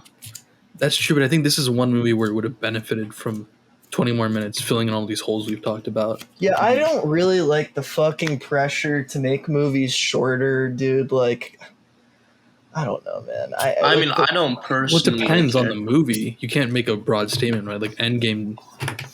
I don't know. I guess I feel like Endgame didn't need to be that long, but then again, I just didn't like Endgame, so I don't know. I don't know. It's just like what like. I just am saying, 20 more minutes. Like, yeah, like it sounds like a long movie now, more so than But it would being fix just under most 3 of my hours. flaws with Then it. it you would know? be like a Martin Scorsese movie. I No Way just think, Home, Taxi Driver. I mean, I don't want to call you out, Casey. All right, Mhm. but Oh, I think Nabil remembers that they said at some point in response to recommending Eternals that they didn't want to see it because it was like 3 hours, which is fair enough. But once you're watching the movie, it's not like, oh, this is a 3 hour slog. It uses the time really well. And I think that the movie benefits a lot from having that. Because you don't end up where it's like, oh, it feels like things are missing. This was like, the characters didn't make sense, etc. You know what I mean? Well, here's the thing. I mean, just in reference to that specifically, I would watch a 3-hour Spider-Man movie. I would enjoy that. I would like that. I don't mind that. Would I watch a 3-hour Eternals movie? There's nothing to Right. get me to start No. watching the movie personally. My Besides- recommendation. that's fair. So that was what I was No, just I'm about to kidding. say. Was the only thing that has made me want to is that people have said it's actually good, and I would like to watch it at some point. see, But that's fair. But I Spider-Man think has that draw, obviously, especially a movie like this where they make it very clear that it's going to be a big deal. I feel like they could have made it as long as like an end game because it felt like Yeah. that. I mean, that's fair. I think our main point is just that. Not that it needs to be longer because it's a Spider-Man movie. Not that I'm saying that's what you're saying. I'm just saying that it needed to be it needs. I would have preferred if I was in some sort of role where I had input that it be longer to fill in those scenes, to not make it feel like it's moving breakneck speed past the whole revelation of Peter being Spider-Man, you know, and having a scene or two where we see Norman, because we don't see, like I said, we don't see Norman from the apartment fight till his last scene. So when you think about it like that, you know, I feel like there should be that's more. fair. I agree with that. Just in terms of making it a complete movie. But anyway, not that it doesn't work. It still works, obviously, at least for us. But so where were we? Aunt May gets hit by the glider. Yeah, Aunt May gets hit by the glider. He throws the bomb, flies away. Aunt May stumbles up, gives a little speech. We get hit with the great power, great responsibility line. Finally, Classic, perfect. What do you guys think about this this trilogy, this MCU Spider-Man, kind of putting Aunt May in the Uncle Ben role, since they haven't put any importance on Uncle Ben up till, or having an Uncle Ben figure up till this point? I didn't mind it. I liked Girl it. boss moment. I honestly think I liked it more, But it was and good. it felt more impactful than them being like, okay, here's the other Spider-Man. Now Peter's gonna like flash back to Uncle Ben, and we're gonna retroactively try to, you know, which I was like, oh, maybe they'll do that. I didn't expect them to kill Aunt May, but I think this worked a lot better, and they had the balls to do it, you know. And I think it leaves, you know, by the end of the movie, it leaves Peter in a even more interesting position. I to don't be think honest. I don't think it fixes my problems with how they treated Aunt May in the last two movies, as I terms of agree. Aunt May hot, and that she has no problems knowing all of Far From Home that Peter is Spider-Man, and there's no repercussions Well, it for just that. really feels like but- this movie is like so stand out different tonally, and Right, it doesn't feel thematically. connected in many ways. someone put it well. God, actually, I just remember this was the IGN review, but I think it is put well. Is like this movie was just like made, like you can tell it was made at a different time period for a completely different purpose. You know what I mean? Yeah, Like it wasn't just like, oh, the last Spider-Man sucked, let's make it funny. You know what I mean? Try to get people back on the character and get hyped for it outside of the fact that it's Spider-Man, obviously. You know what I mean? Like, I feel like they also were like, okay, we did what we wanted, but, you know, people have voiced their opinions, and we want to do justice to the character and kind of, like, make this the, like, coming of Spider-Man type movie, it seems like. You know what I mean? yeah. Like, it feels like he actually becomes Spider-Man in this Right, movie. and people have pointed that out, like, oh, well, all those other movies, not all those, but the two other movies were his origin story, and now he's finally become Spider-Man. And I think that's true, and it's like, yeah, I mean, I can get behind that, but it's like, kind of like, I can maybe forgive, but I can't forget. You know what I mean? what they did to us with those two movies. And I sincerely, and, you know, kind of brings what we would talk about at the end of this, but I hope they don't retcon the decisions they made in this movie and the next movie. And I also hope they give someone else a chance to direct, because I know John Watts is directing Fantastic Four next, which means maybe that he won't be directing the next Spider-Man trilogy, but I don't know. Anyway, Who do you want to see direct the next Sam Spider-Man? Raimi. No, Martin Scorsese. Martin Scorsese. What do you think? Adam Sandler. I would enjoy a Martin Oh, Scorsese dude. Spider-Man trilogy. It'd be kind of funny. Michael Did you? Bay Spider-Man. God. How have we not? Ambulance. There's like Andy Serkis Spider-Man movie. J.J. Abrams. No, don't. It's not even No, don't even fucking say that. Knock on wood. Fucking Christ. Is it Casey gets a knock on their door? The J.J. Abrams men are here. J. Jonah Abrams. Drum sound effects. Yeah, only I have control of that, buddy. maybe So they'll just give the script to their like it's gonna be their big first AI script. Oh, like the Yeah. I've seen that one video where it's like AI writes like stand-up comedy, kind of like that. Yeah, that'd be kind of funny. So in terms of the plot, Aunt May dies, gives the speech, or no, gives the speech. Then dies, Honestly, I just obviously. want to say really quick, I feel like AI might already be writing the Marvel comedy. Unironically. The tentacle joke. Yeah, It feels like a fucking computer writes it sometimes. When the rest of the movie is so solid, and then, anyways, And then Scooby Doo the shit. Scooby Doo. I'm glad they said shit though. Yeah, You it gotta did make it. admit It did that. make it a little more. I do like when bearable. they say curse It made him words. seem Make more. me feel like I'm not watching a children's movie. He sounded more like an asshole in the take where he said shit. Also, like it was like Scooby Doo this crap. But also, I still feel like they're doing that. Still The MJ cringe, though. humor doesn't Yeah. land. Like, Where she's Hi, like, Benedict. "Can you say please?" Like, Yeah, that was bad. I don't know. Like, That's fair. I do feel like their chemistry is better in this movie, but Oh, absolutely. We haven't even- which again comes out of nowhere. I'm not trying to go back and keep beating the dead Well, horses. they didn't of show it in Homecoming. Far From Home. They Yeah, didn't show them. because whatever.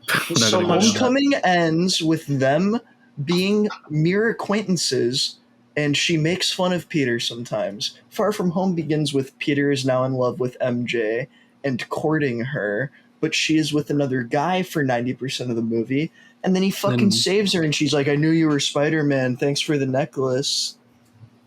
And then Right. we end up in this movie, and they're like, In love forever, literally souls no united. time has passed.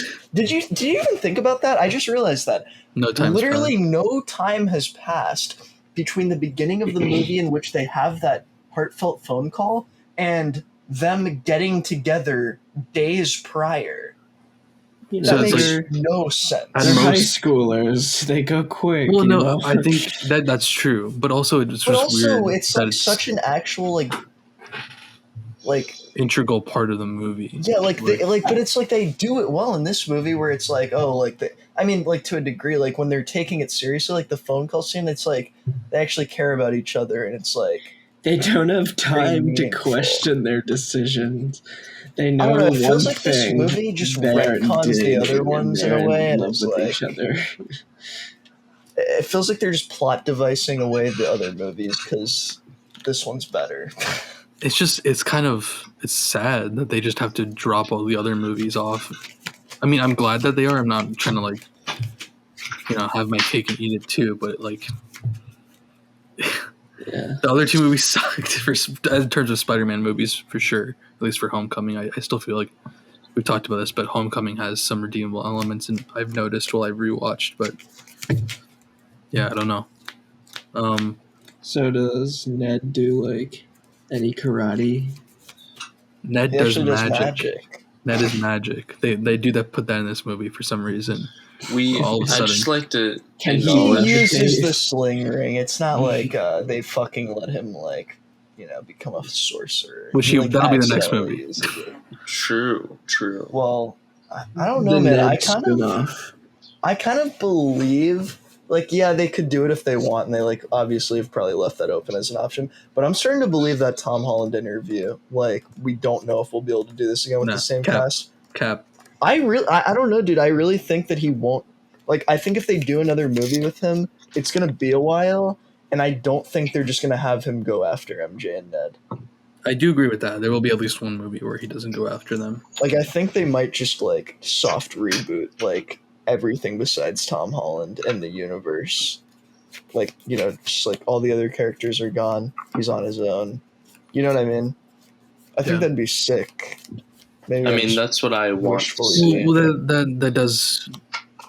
Okay, I'll bring that up later. Let's keep going. So next, Happy Hogan shows up, tells Peter to run. He gets arrested, I guess he gets released because we see him later and he's not arrested. But whatever. Peter runs away from May's dead body, and we cut to black. We open on this scene where Peter is standing and looking at this huge electronic billboard of J. Jonah Jameson I with really a little like this speech. one. Yeah, a little speech about how Spider-Man always brings destruction to everyone and leaves everyone else to clean it up. And he's crying in the rain. It's a pretty good scene.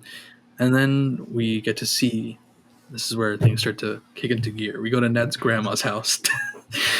And Ned and MJ are there. And they're like, where's Peter? He's not answering the phone. He told us that if he doesn't show up... I think they know Aunt May died, right? Did you take it that way? It seemed like they knew. Somehow they know Aunt May died. I think no, that's they do. a plot hole. No, it's not. Well, they say on the news that a woman someone died, right? Well, yeah, but how the fuck do they know that? That it I was mean, they might have fair. just said it. She was a prominent figure in the community. It's fair. I don't But know. also, maybe they thought he died.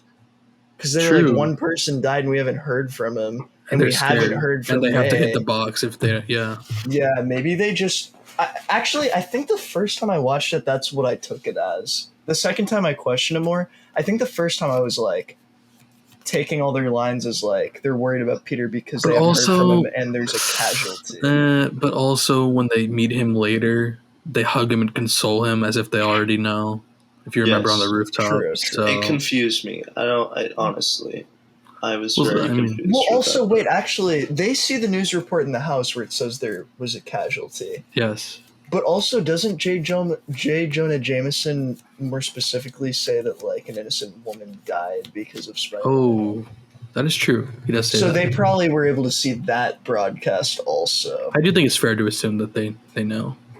Yeah. I mean, it's been hours. They'd probably report who it was. And I don't know. Maybe it's kind of reaching. But I feel like, unironically, her character was prominent. You know, she ran, like, a fucking giant community outreach program. Yeah. Fair. So... And was tied to Spider-Man, who was responsible for her death, according to the news. Mm-hmm. So they're there contemplating what to do. Peter's not there answering. They don't know where he is. They're worried. And Ned, who still has the sling ring on from when he put it on when Peter gave it to him, the crypt, goes, I wish we could see him, and moves his hand in a circular motion. We see a little spark, little spark of a portal opening. And he does it again and opens a portal. And in the portal, we see none other than the Amazing Spider-Man. And they yell, Peter, Peter. He runs through, Andrew Garfield Spider-Man, of course, as I said. He runs through and jumps through, which, by the way, looked really wonky. I'm not going to lie. The CGI looked a little off. He looked like an action figure when he jumped through. I don't know if you guys picked up on that. I did not catch that, but... And I do want to say, and we'll talk about it, if I'm being honest, some of the CGI in the last third of the movie was a little off to me. Maybe I'm scrutinizing, but I do feel like at the very least, him jumping through the portal looked bad. In terms of just looked very CGI heavy. It's hard for me to, if you don't remember, it's hard for me to show you, obviously. That seems to be like the pattern in the Marvel movies. Just like a really like kind of sloppy third act, kind of like heavy on the special. Well, the thing is, I don't think plot wise it was messy per se for the third act, and I don't think that even the fight CGI looked bad. For me, it was just the Spider-Man suits. And also, given what they're doing, it's not that messy. Like, they're fucking bringing in, 2 Spider-Man. Like, it could have been a lot worse. Also, I know people say whether this is fair to bring up or not, but apparently there was a lot of crunch time because of COVID and stuff. And there was another thing, Nabil, I meant to bring this up earlier.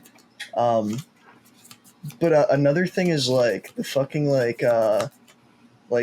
locations that they're in and shit. Like, being in, like, this, like, Happy's, like, bachelor pad fucking house, and, like, being in Ned's grandma's house. From what I heard, it was, like, because they had to have, like, a set that they could bring the actors to, like, months apart, and that's why they had to do a lot of these just, like shots where you can only see one of them or a couple of them at a time because, like, of COVID, they couldn't bring everyone together. They couldn't, like, fucking... Right. Have some outdoor location booked and then book it again months later and then again, While we're talking about it, COVID is another reason why apparently the actors for Lizard and Sandman didn't show up physically. is because of COVID concerns and COVID laws from where they live at the time and traveling. So it was an issue that they had to work through, and they worked through pretty well. And even though I am scrutinizing the CGI a little bit for the third act in the suits, it didn't take away anything during my first viewing. You know what I mean? It was still hype, and I didn't. The only thing really that I noticed in the first viewing was the Andrew Garfield jumping through the portal, but it was still hype. Anyway, Andrew Garfield jumps through the portal, and they meet him. And I don't know, is there anything specifically about that interaction you guys want to talk about? Or I thought it fit with his character pretty well, but yeah, Casey. I loved it. I think that the comedy there was perfect. I think it worked very well. As you said, worked with his character. He's instantly likable. Honestly, in that scene, more likable than a majority of Amazing Spider-Man 1 or 2. Yeah, that's pretty much it. Yeah. I feel like the Marvel brand of humor, by Marvel I mean the MCU brand of humor, the way it's kind of evolved and changed, it fits his character more than Tom Holland's character, which is weird because he was created within that sphere. I don't know if this seems too abstract. That's just something I just thought of, but I don't know. It just fit really well. And then, of course, Ned opens another portal, and the goat steps through. Tobey Maguire. And Darian, I know maybe you brought this up, but he filled back the role of Peter Parker, I think, much better than I thought he would. You know, and almost like perfectly. When he walks in, he's like, portal just opened here. Yeah, That the felt very- mannerisms, Yeah. the like fucking just disposition he had, the part where like he's interacting with Ned's grandmother and he's all like overly polite and like kind of like He's like, yes, I'm sorry. Like, I'll clean up the lip. Yeah, That was The like perfect. hilarious like shit he does with his voice. What do you mean? I don't know if it's how he says. Maybe it's just Tobey Maguire's voice, but I feel like I don't see it in like. But like he's that, not really in much else, but yeah, I know what you're fair. talking about. Actually, I know He's like when he's yeah. like says Spider-Man, when he's like Spider. I can't do it, but I know what you're talking about. Yeah, or like that like nasally tinge to it that just makes him sound like a perfect. fucking nerd. Right. It's awesome. It's awesome. And it's cool to see him as like a 40-year-old still acting like that. Yeah. Very cool. So yeah, they meet, and they kind of come to the conclusion that they're here for a reason, and they have to help console Tom Holland's Peter Parker and help him, guide him. they've been, it's I just want to clarify, it's like, I don't know if you already said this, I don't think so, but it's not like they were like brought in from another universe through the portal. No. They were brought in originally, When and the they've spell just been broke, in yeah. the city not knowing what to do. Right, they mentioned that. And Tom Holland Spider-Man's all over the news and like all of this, so they know what's going on. Right. Yeah, it's good you brought that up. So yeah, then they go onto the rooftop of the high school where Tom Holland is, where he seeks refuge, and they get this awesome shot of them up on the roof in the moonlight. Thought that looked really cool. And they jump down, and they have a conversation with him, telling them about how they've been through things that tested them. Andrew with Gwen's death, Toby with his Uncle Ben. And Toby also delivers the great power, great responsibility line, which I'm glad we got from him. That kind of hit. Well, it's also interesting because like they complete the line like mutually, right? Well, Toby Tom says it, and then Tom starts it. Tom starts it because he's Toby like, finishes Aunt May it. died, and she said, "With great power," and then Toby There finishes must it. also, yeah. They're like, "Oh, that happened, and that Ben died." And Andrew Garfield's also like, yeah. Yeah, and Andrew Garfield's like, yeah, remember when my Uncle Ben said that, except he didn't actually Yeah, what is this? say He doesn't it. say it like that, but He doesn't He say says- that. And then, No, he doesn't say I it watched that way. it. I watched it very recently. he says a line that has the words in it, but it is not the line. It's when he's They were trying to be subtle. Yeah, it Yeah, feels they like didn't they wanna were I mean, the trying to line's not change it up. exactly the same in this movie either, to be fair. yeah. True. Well, how is it? How But, exactly is well- it different?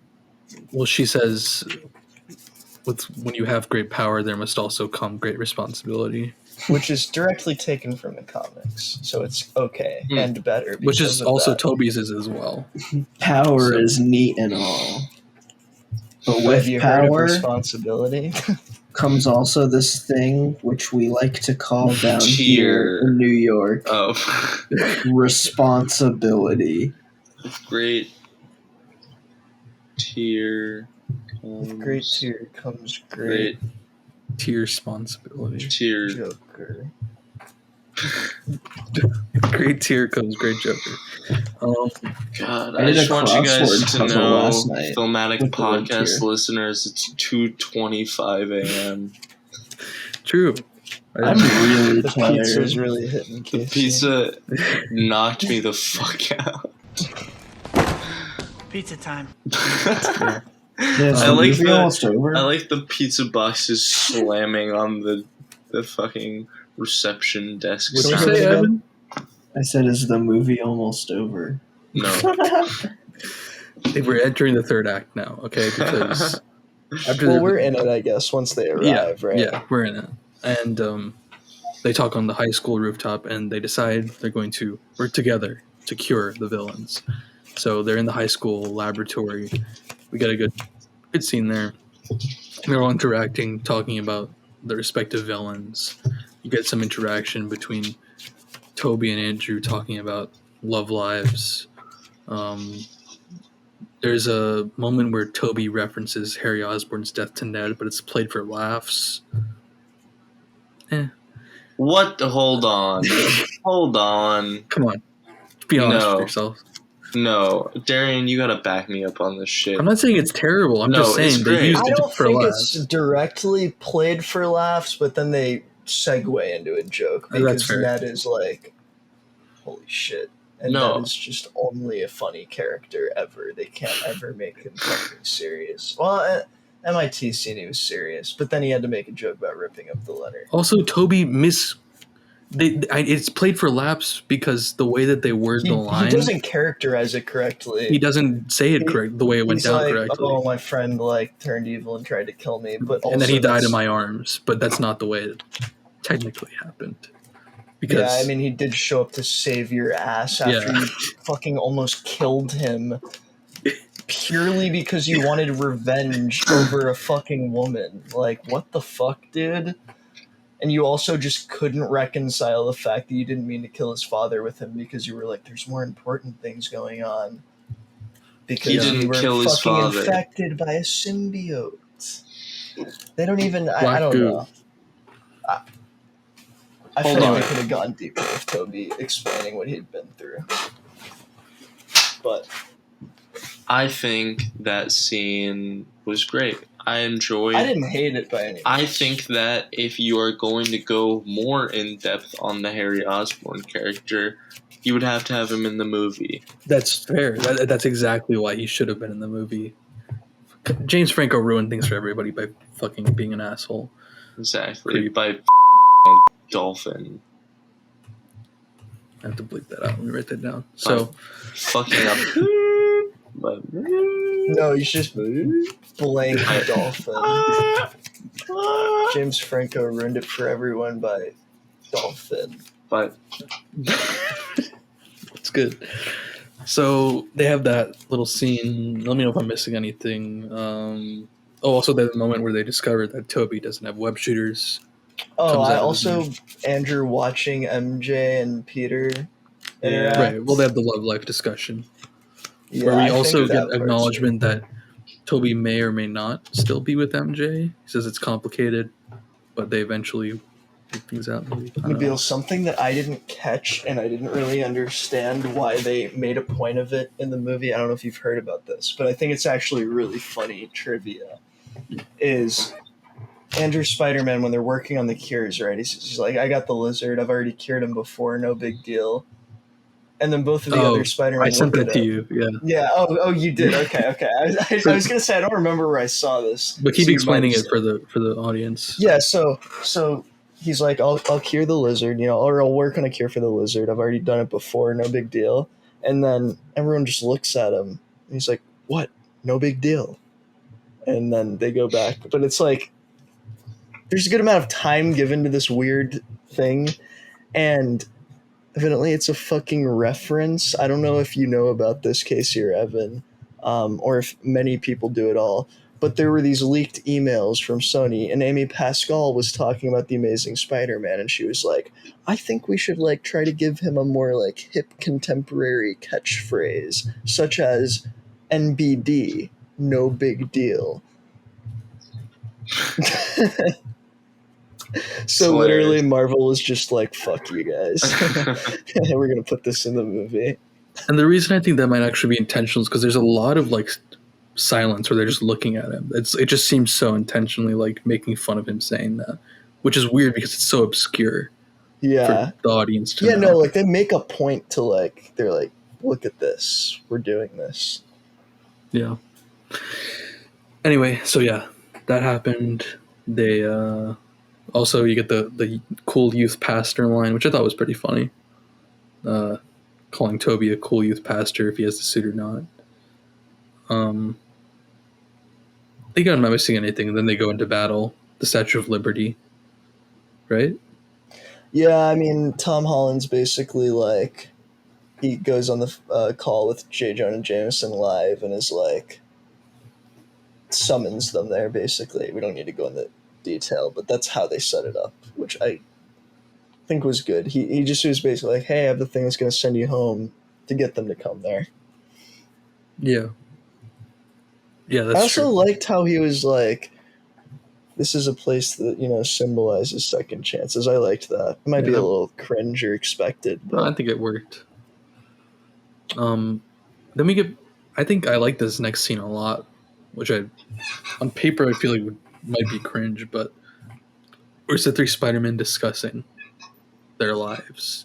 And I mean, it's mostly comedic, but I think it works where they're talking about, Tom Holland's like, oh, what are some of the, what's the word? I don't know, greatest villains, or what are some of the coolest? What are some of the coolest villains you guys have fought? And you get a reference to Venom, and you get a reference to, well, Andrew's like, oh, it's the Rhino, I'm lame, and you get the whole "you are amazing" bit.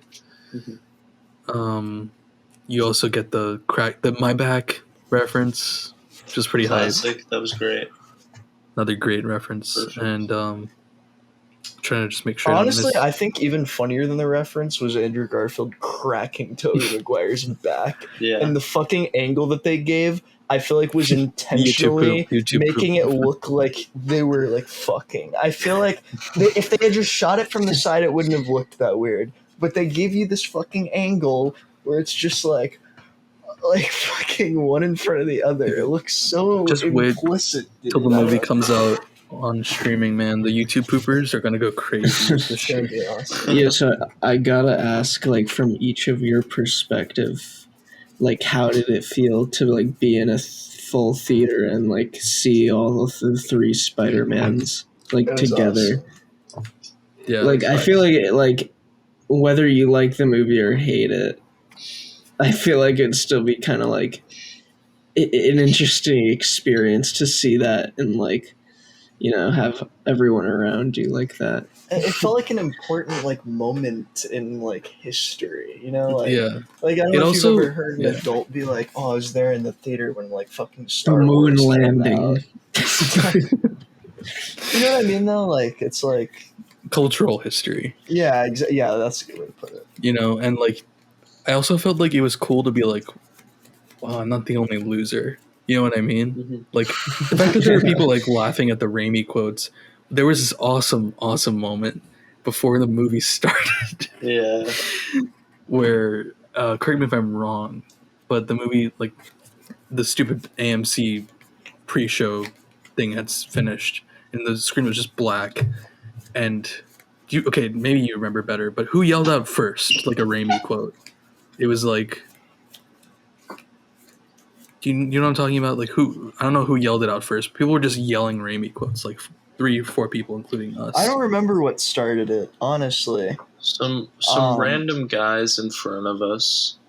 They And yelled then- out like a pretty standard Raimi quote, and then Pizza like I was time, like, maybe? yes, no, that was it. He was like, pizza time, and I was like, I'm gonna put some dirt in your eye.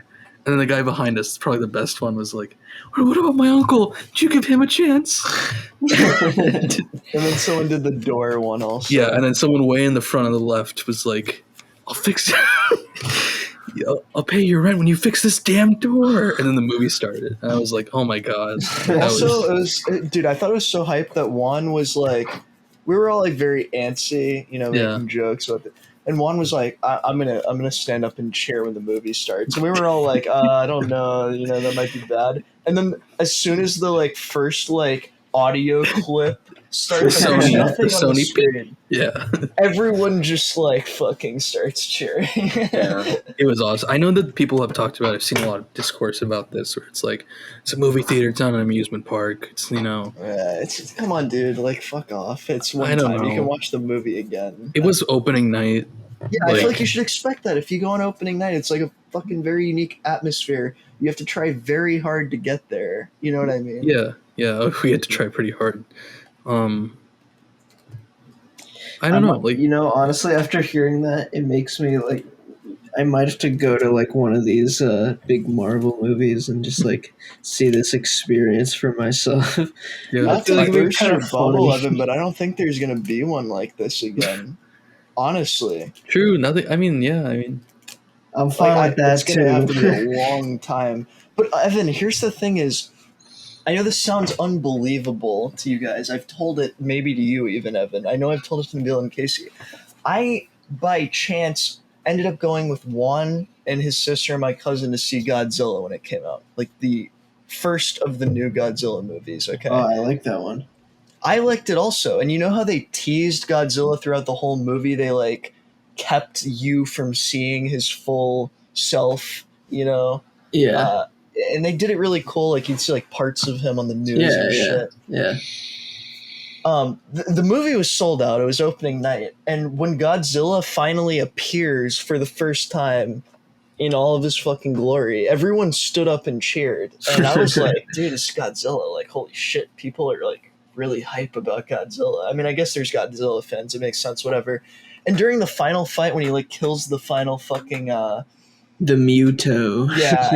the Muto. Like when he fires the fucking beam down its throat, people were like losing their shit, dude. Like it was like we were at like a fucking sporting event. I thought it was hype as shit, and it really drew me into the movie because I was like, I don't really know that much about Godzilla, but I'm enjoying the movie.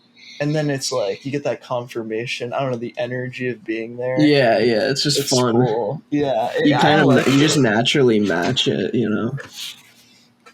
I mean, honestly, I think it added to the experience in that case. You know what I mean? When you're Definitely. not watching like a Definitely. masterful film, I don't think it detracts from. I think it adds to it. You know what I mean? I think I saw it opening night, obviously, with y'all. And I saw it a second time on like a Wednesday matinee. And both experiences were great. I think the movie the second time hit just as hard, but the experience of seeing it on opening night with all of the things we've been talking about was like nothing I've like experienced in a theater before. The only thing I can like barely remember was like when I went to see Star Wars Episode 3 in theaters when I was like 6. When And they people were re-released going, people were kind of cheering during like when I saw Endgame and Infinity War, but like maybe it's just because I care more about Spider-Man and it's fucking like Raimi is what we're cheering for, which is like the number one thing I fucking simp for. That made it so People much. cheered for Matt Murdock too. True. True. Yeah, no, and I was surprised because I feel like no one's seen that series, but No, I was like the whole crowd was just as hype about that as they were for Raimi. I mean, Yeah. probably not actually, but like they sounded like it. You know. Mhm. yeah, And all the villains. Yeah. yeah. That's what I'm saying. Even the lines, Sandman got a fucking big pop. even True. even like the lines that I'm talking about that were Oh, hype for me, true. like the fact that people were cheering for like something I'm of a something of a scientist scientist myself. myself. I Yeah, had yeah. like talked to other people and like read about it. Like some theaters didn't get that. Some people didn't get the pick up on that because anyway, I'm glad that we got the experience we did. It And was interesting when I got to see it the second time. Is like the theater was not completely sold out. It was relatively full, though. I'd say like a good showing for a movie. And people weren't like cheering like full on like nearly as much as opening night, but there was reaction still. Just right. I guess like toned down, which I thought was cool. Um, I don't know. I think that if you want to fucking see the movie without hearing anyone, then that's fine, and I understand where you're coming from, I guess. But like, dude, the movie's supposed to be hype. Everyone there is a fan of the characters more than the movie, I think. Just objectively, you know what I mean? Like, I don't know. Yeah, I agree. Obviously. So yeah, we're at the Statue of Liberty fight, and Electro Sandman. This is after the banter we were just talking about, which I liked a lot. I didn't ask you guys. What did you guys like the banter? Thought it fit Yeah, Yeah, I comedically. liked Okay. it. I think so too. I think the little pointing thing. I don't think we talked about that. The Oh, pointing. true. Right during the fight, yeah, when they're Wait, don't they? But they do it during the scene in the lab. Also. in the lab, they do it too. Peter. More Yeah. subtle, yeah. Yeah. They do the subtle one in the middle of the fight. But yeah, the fight starts. They get going. They get their asses kind of handed to them, and they regroup. They do the pointing thing, like you said, because they're asking which Peter is Peter 1, 2, or 3, and they determine that they need to work together as a team in order to successfully do it, because the two alternative Spider-Man have never been in a team. But Tom's like, "Oh yeah, I've been in the Avengers." They're like, "What is that? Is that a band?" It's pretty funny. That was good. I like the way they teased it also, because Toby's like, the Avengers, that's awesome. No way. What is that? Like, Yeah. for a second, I feel You're like they like- were trying to get you to think, oh my god. Like, the there's an Avengers in the Raimi universe. Yeah. I know You're that's hype. I liked it. I agree.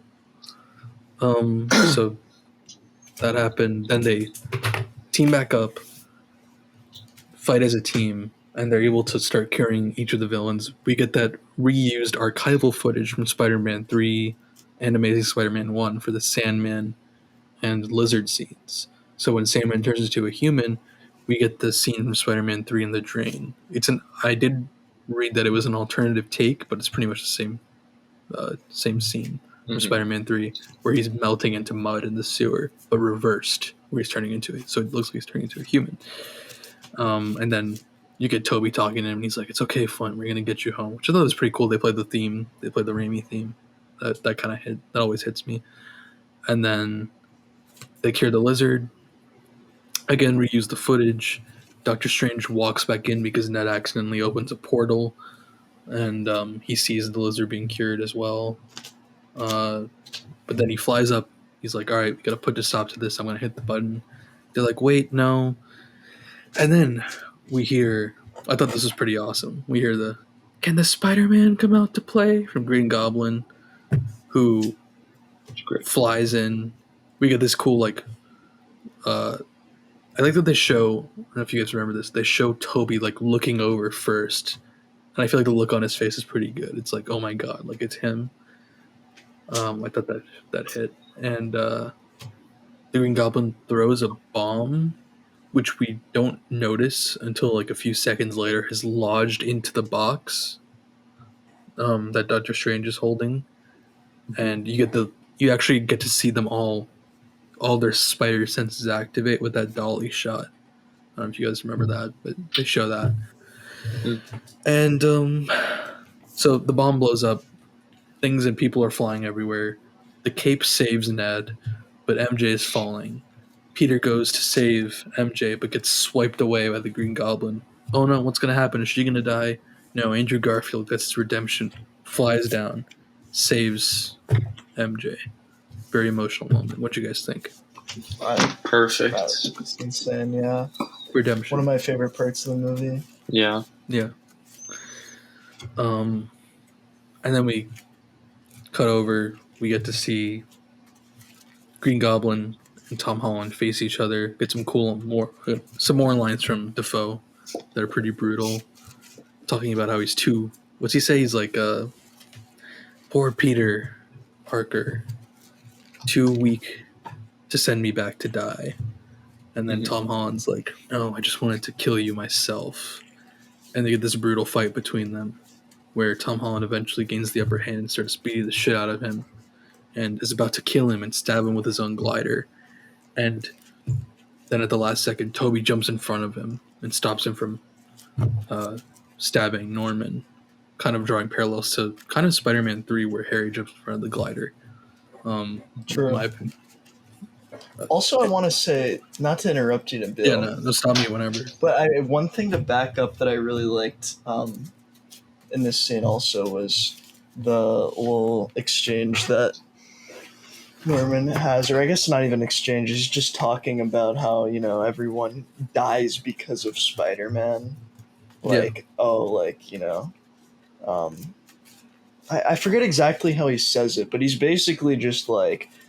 he's like, she's dead because of you. Yeah, like I may have struck the final blow.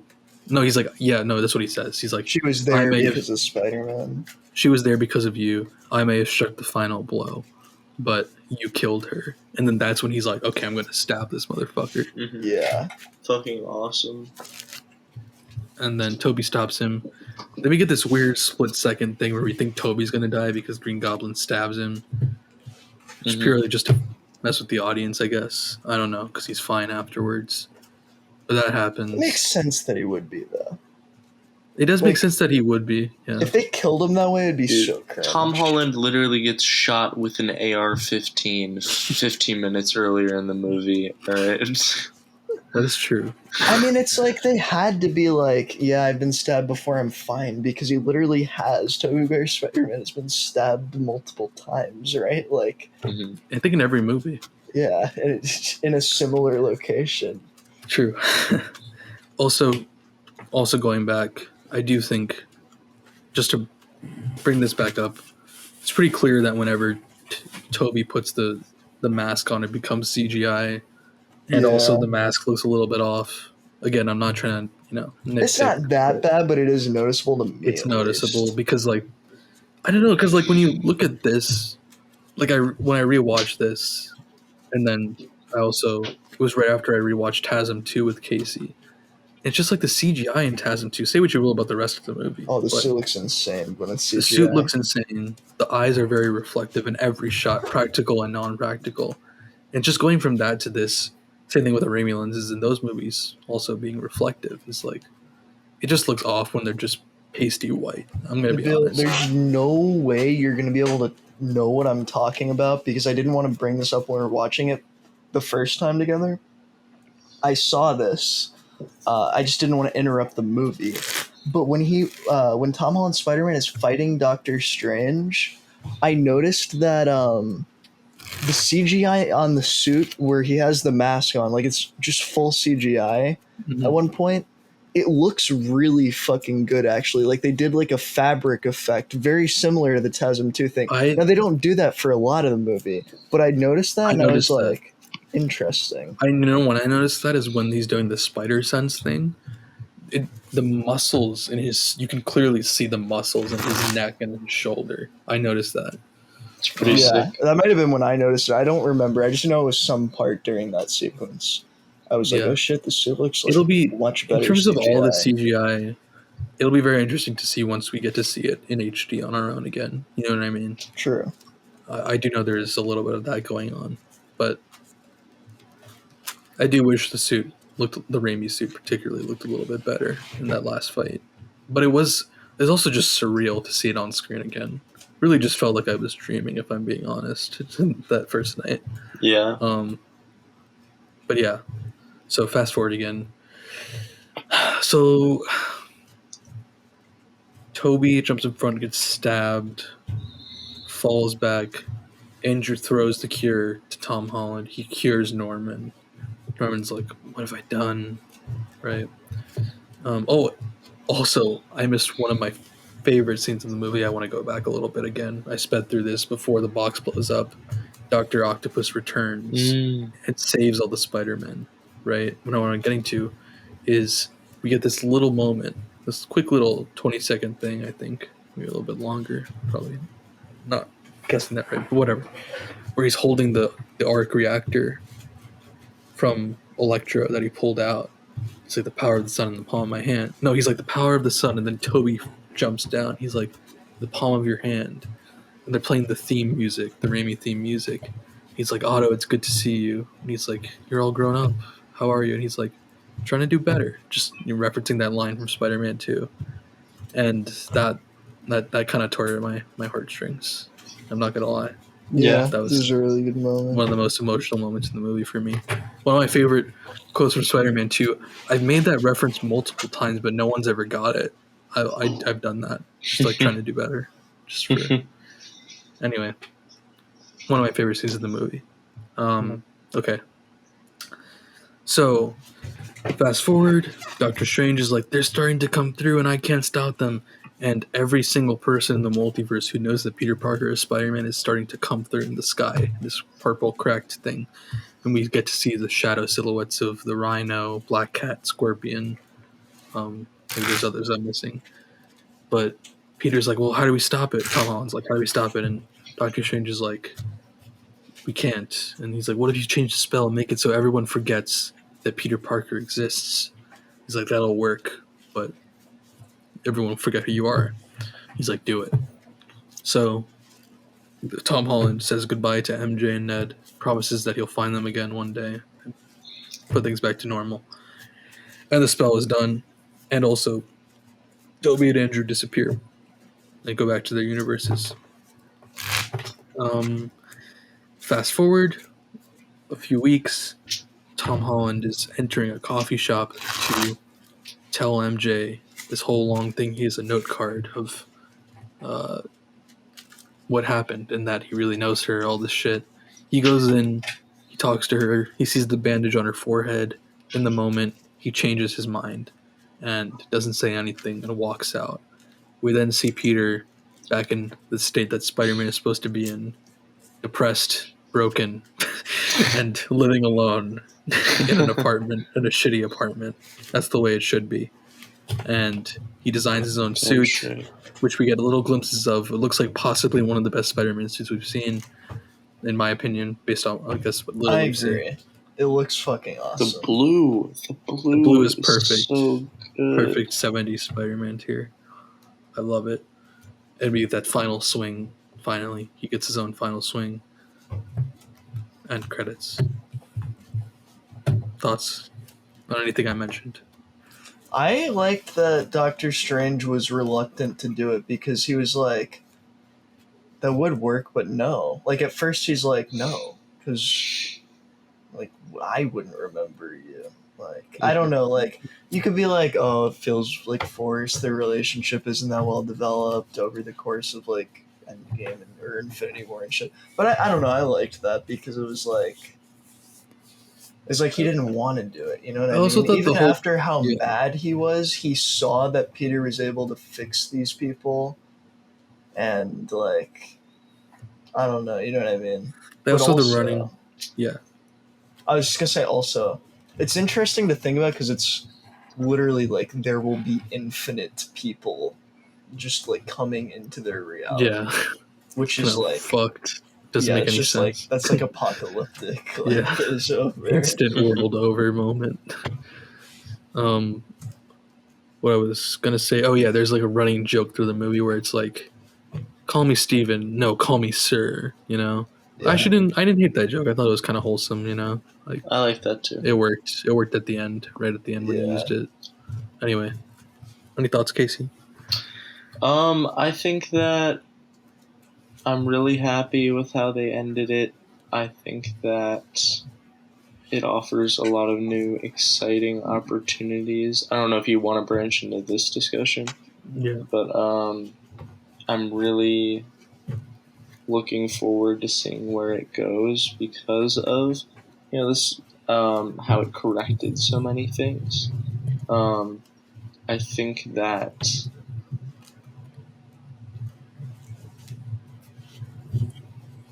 I want a very specific thing from the next movie, and I'm worried Black that Cat. No. Gwen Stacy, bro. MJ sexy. MJ sexy, maybe. But it's like, I want to see Peter Parker go into a community college in New York City. I want to see him Fight crime in New York. fight crime in New York. I want to see him fight robbers that aren't wearing Avengers masks. And I want to see him. I want to see him have an existential crisis, bro. Give me Spider-Man 2 again. I want to see Maybe him that's get what the I come black to. suit after Yeah. having to lose everything.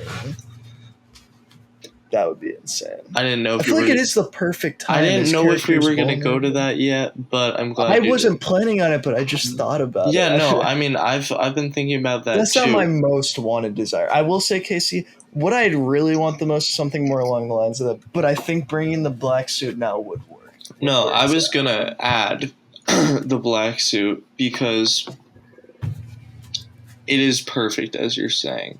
He's at the most like vulnerable point in his life, and I feel like it would be an interesting dynamic for them to introduce that while he's at such a kind of fucked place. It wouldn't. Does that invalidate the lesson he learned from these other Spider-Men not to go down the dark path? You know, there's a It very depends fine how line. it affects him. You know, maybe he has to Yeah. experience it for himself and realize True. I can't do that, or it's starting to happen to me. You know what I mean? And I if was they gonna played say into that- that, if they played into that part of it where he was like struggling with, because I would hope that when they make another movie, they aren't specifically in reference to, one. Okay, I just want to say quickly. I'm sorry, Dan. I obviously hope they don't retcon shit, but I hope they do reference characters, because like specifically characters he met in No Way Home, like Toby and Andrew. If he just doesn't fucking like Oh, he act definitely will. I think. like he has met other Spider-Men and like learned things from them, It would have to Well, it's such a inherently be wasted subtle, though, opportunity. because no one else can fucking like he can't have a conversation with anyone about Right. it. Well, his All he suit, can his do new is suit show looks that he's inspired. learned from them. His new suit looks like the logos might be references to those Spider-Man. At least the back logo looks like Andrew's Spider-Man.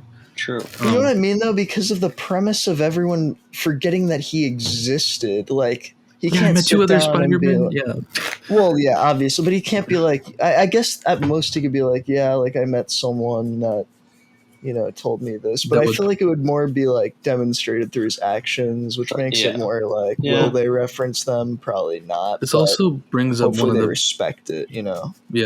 also brings up one of the biggest plot holes for the next movies, which is, or not plot holes, but plot troubles, which is he now knows about Norman Osborn, Otto Octavius, Dr. Connors, Max Dillon, Gwen Stacy, by references from Andrew, the black goo that is Venom. He's heard about all these things, and if he sees them again, won't he be like, wait a second, did the other Spider-Man tell me about Gwen Stacy? You know what I mean? I is one was of the thinking, biggest- wouldn't that be kind of interesting though, if like you know, in like Into the Spider-Verse, it's like Miles knows Gwen, and then he's like, when he goes back at the end after, you know, being with, what is it called, the Ghost Spider? That's Spider-Gwen's like formal superhero name. Anyways, you know, like he had this whole thing with, I don't know, you know what I mean? Do you know what I'm talking about? Like, it like changes shit, but also what if he's just like, oh, it's this person, like I don't mind I that. should talk to them. It would because create a more interesting relationship dynamic than, he'd oh, never I'm meeting tell this them. new person again. Like He'd never tell them like, oh yeah, that we've before I already erased seen. the world's memory of me, I met an alternate reality version of me that said they fucked you. Like, you know what I mean? Like, No, Yeah. listen, they can play it right. It's just like it's become so much riskier now when they want to introduce those characters. And it also Yeah. messes with the potential of it being a grounded story, you know? yeah. Because I think that's what we all want from the next one is to just be grounded. Because I don't think you can. The stakes have been set.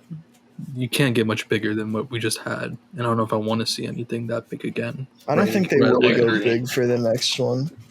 The biggest Yeah. they would go is using the symbiote because that is big. You know what I mean? That's why I think they're going to use it. Yeah. And I mean, we didn't even talk about that. Really, the end credits scene. The symbiote's in the MCU. Dude. Venom's not. They're gonna use It's it. perfect. The end credits scene is so funny. Yeah. They bring Tom Hardy into the universe, who's technically there for the whole movie, just bumbling around Mexico, right? Mhm. In a bar In drinking. a bar drinking. He gets up, and you're gonna get the classic like post-credit scene where it's like, "I'm gonna go find Spider-Man." Then it ends, but then he gets taken out right away. Mhm. It's hilarious and perfect because who wants to see that in this? Who wants to see Tom Hardy? No offense to Tom Hardy. Who wants to see Tom Hardy? Full offense to Tom Hardy. Fuck that guy. That's the post-credit scene. Legitimately, I think I talked to Darian about this, but it legitimately made me angry. Just like hearing his annoying ass Boston I'm accent. sorry. I don't know. I liked Let There Be Carnage though. I will say I thought it was really funny. I did not like the first Venom very much, besides some aspects of it. But Venom Let There Be Carnage felt like they were leaning into how goofy it was. Yeah, like, it felt like it found an It felt like identity. it felt like in both those movies that Tom Hardy's having a good time, even though his voice is the worst. You know, like when we watched Venom, the first one together, Nabil, I honestly, like, I don't know how to put it other than I really did not dislike it as much as I thought. That was the first I would. time I watched it since it came out. I like, liked my it first more rewatch. than Far From Home. Yeah, And I liked obviously. Let There Be Carnage a lot more than both of them. Yeah, I agree. I actually really enjoyed Let There Be Carnage. It wasn't just better than something I didn't like, you know what I mean? It wasn't like one of my favorite superhero movies. We never did it was a good. podcast on that. I'd like for us to maybe Casey can watch it and we can rewatch it and do one episode. That could be cool. I think Casey would enjoy it. It's a pretty fun movie. It's not as cringe either. I think the comedy works better. Feels more intentional and aware. Yeah. And what's the other credit scene? Oh, it's just a trailer for Multiverse of Madness, right? Mm-hmm. Yeah. What I was going to say really quick on the topic of the black suit coming in, I don't know if you've heard about this, Casey, but like the original plan for the Amazing Spider-Man 3 was like, oh, you know, Gwen's dead. You know, he's at like an all-time low. They were planning to introduce the black suit. And I just really like that concept a lot, you know, of it like finding him at his worst time. I don't know if it was Sam Raimi or someone who wrote for the comics, but I was reading something a while ago about how they like interpreted the symbiote as like drugs, you know, like it's something that like helps Spider-Man, but also is obviously bad for him. This was also at a time in the Spider-Man comics. takes Kratom in the new movie. Kratom was this is also that you bring that up. This is at a time in the comics where there was a big pushback from parents about what could be in comics, and that brought in the Comics Authority Code and like the Silver Age of comics, where they couldn't actually even show drugs the way that they originally showed that Harry Osborn was fucking addicted to pills originally, and that was a main part of his thing, which actually they get away with implying in this. If anyone's ever seen the Spectacular Spider-Man animated series, it's great. Recommend it. Anyway, drugs are part of Spider-Man, and they should be again. No. I agree. The symbiote is a good allegory. Yeah. If Spider-Man takes Kratom in the new movie, I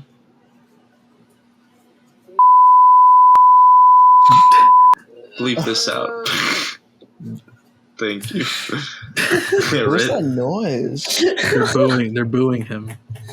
Oh, wait, was that a sound effect? Yeah, it was a sound effect. It was not a sound effect. Dude, it scared me.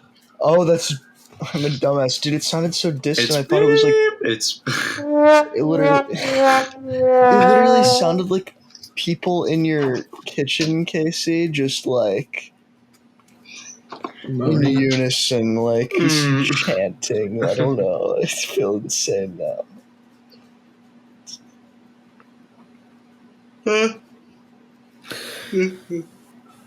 Okay. What a conversation. Is there anything we missed? Is there anything anyone wants to bring up at any point from this movie or otherwise? Something I'd like to touch on quickly is that I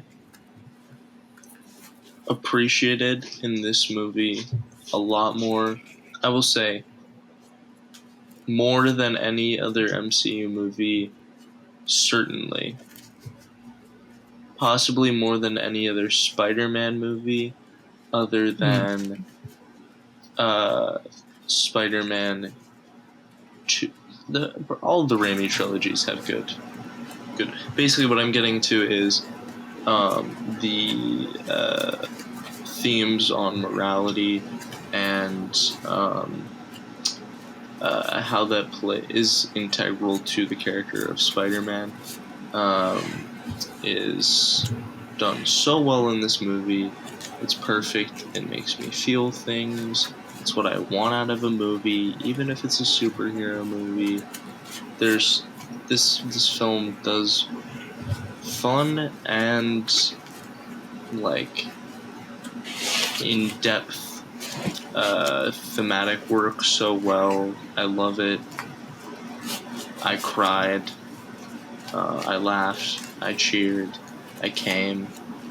I'm sorry I ended it on that note. But I was trying to do a inspirational thing because that's really how I felt. I think it's like watching this, like I did not expect to feel so connected to it in the way that I did, aside from just like, like nostalgia. Like, I feel like so many of the themes in it about like, are people worth being saved? Are people worth being given a second chance? Are very applicable to a lot of people's lives. And I just really enjoyed how they tackled that in this movie, and because it's a hard thing to kind of approach, because so many people feel a very strong way about people who are like born inherently evil or like do bad things and shouldn't be given a second chance.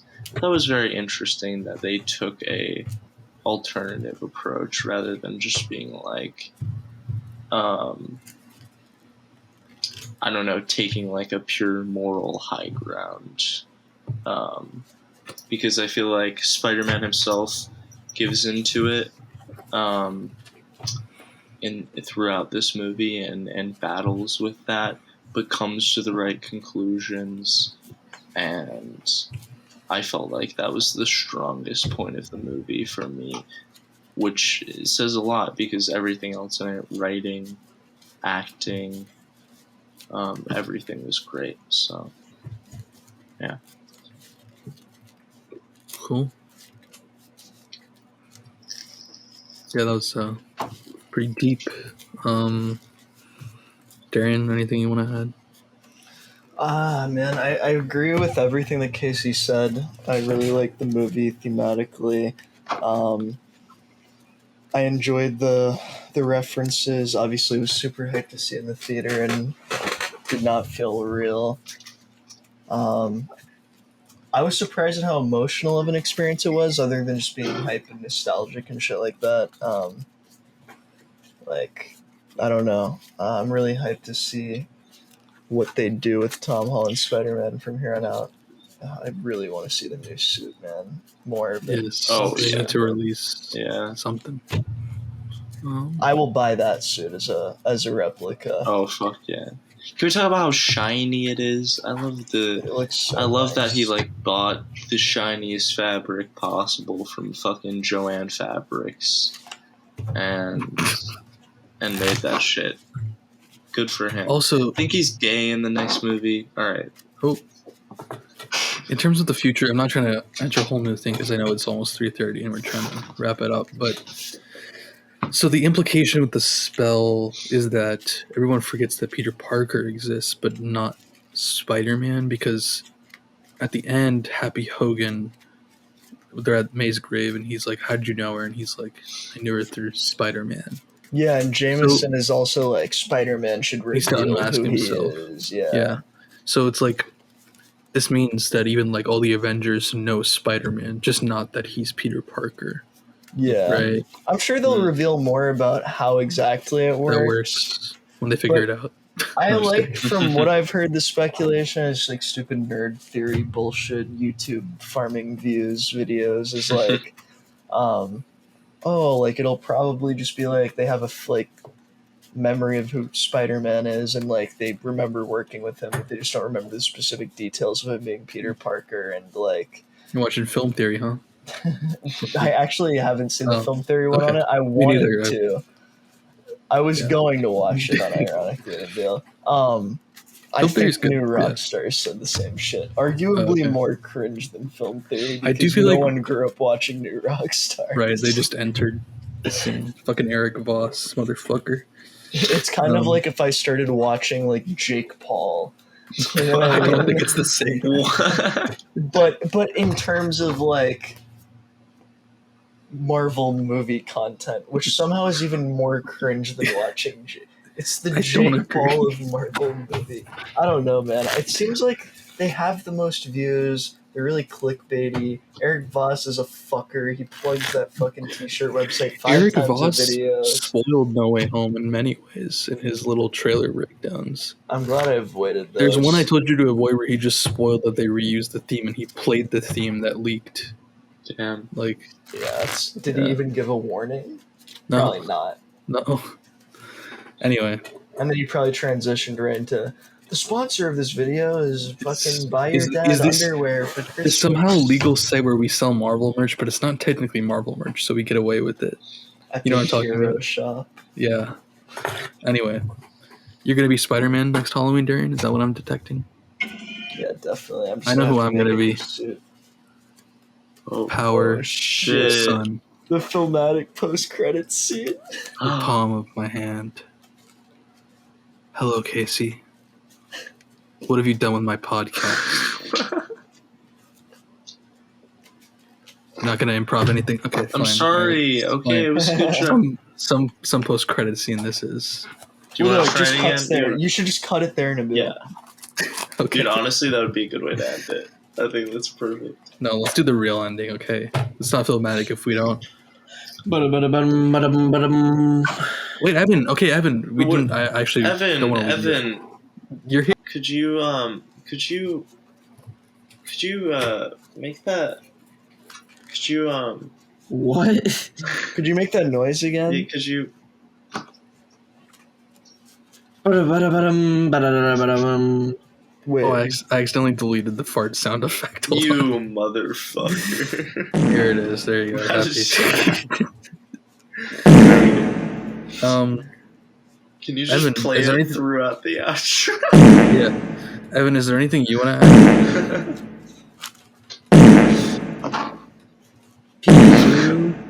At I this guess. rate, it's so menacing. It's like Yeah. it's approaching. It's like a wall. Jurassic Park. You know, you hear the. It's like Okay, in seriously. Mario where you have to like run through the obstacle before like the thing that like goes Pizza on time. like a cycle will cut you. Is there anything you want to add, Evan, before we wrap up? Yeah, it was a great movie.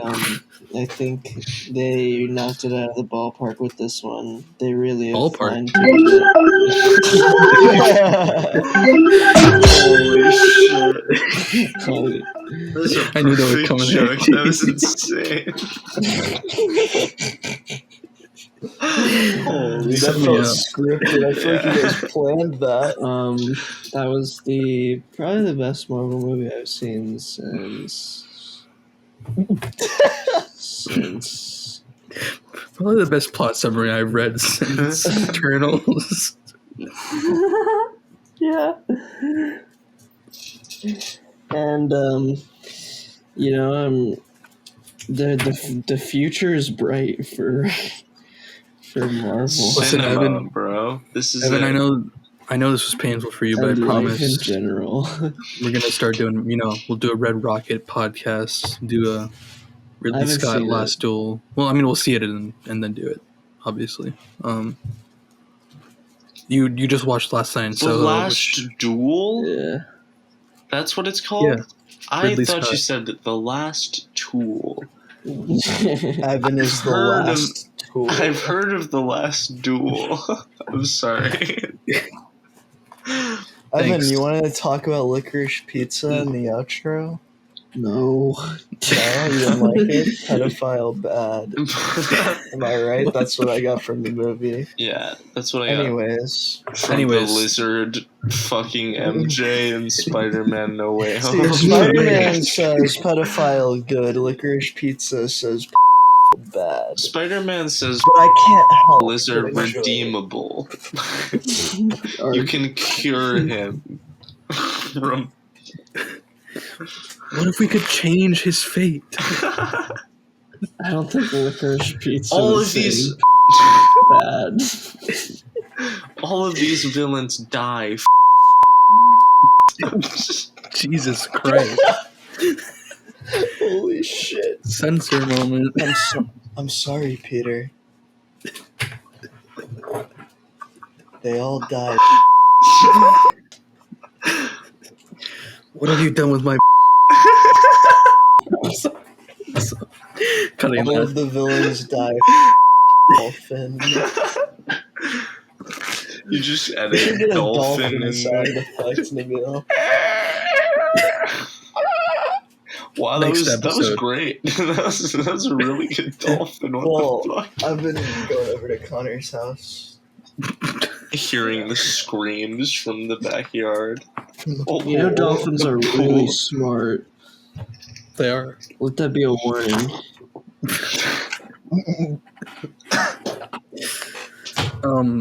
Let's One do the day a outro real here. rain will-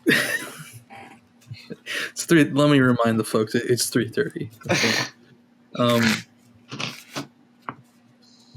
Thank you guys for listening to Filmatic. You guys want to plug anything? I have to do this. I started doing this. I have to finish it. I know. I'll help you out here. I know there's a little play happening. Possibly. Oh shit! You guys want to talk about that? Yeah. If you'd like to see and support the arts, Darren and I will be in Darren's a face. play.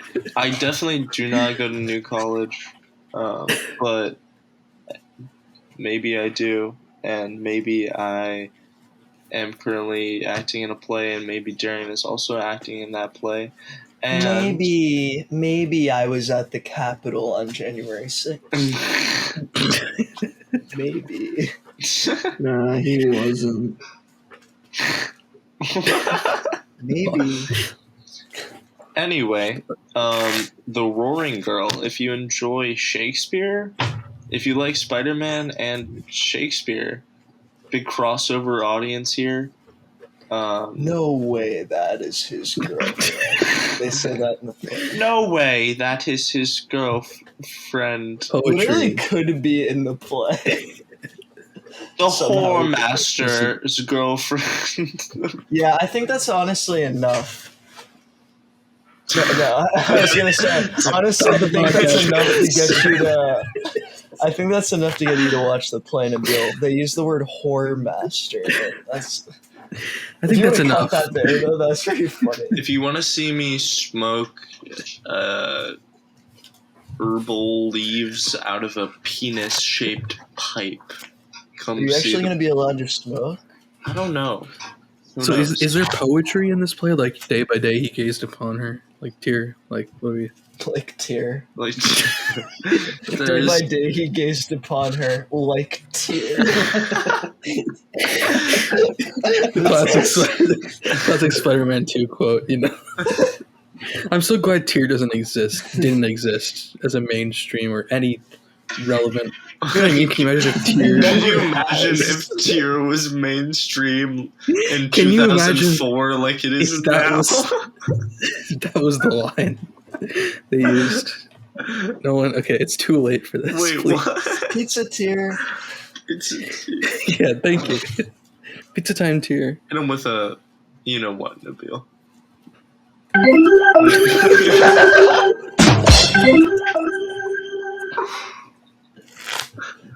Bill, you think you could make a little beat with the drums and the fart? Bring in Connor. Where is this? And then bring in the fucking- baseball game as like the Where's Connor? Hold We up, need hold him up. to freestyle over the. Is this over? Yo, Nabil. Guys, thank you for listening to Filmatic No Way Home podcast. We're sorry we cut it short or didn't talk more about certain things because it's late. Real quick, let's do a little outro. My name is Nabil Sharif, and I've been here with From Left to Right. That doesn't work. And my name is. Yeah, you're on my left. Okay. On your Yeah, left. In first, On your left. in first name, in first Casey. name alphabetical order. Okay, yeah. Well, no, actually, my first name technically is a letter K period space letter C period. And Are then you gonna do it like this? and so actually it would be Darian. No, it would be Darian Yes. first. What do you mean? It would definitely be me first. What? Fucking say your name then, you fucking idiot. What Okay, even can we is your restart name? this from the top? Yes, from the top. From. I don't know This- what you said. Okay, you've been listening to Filmatic Podcast. You've been listening to Darian Nigro. Da-da, Evan. And we are Nabil. Filmatic Filmatic. Podcast. Filmatic, and we stopped the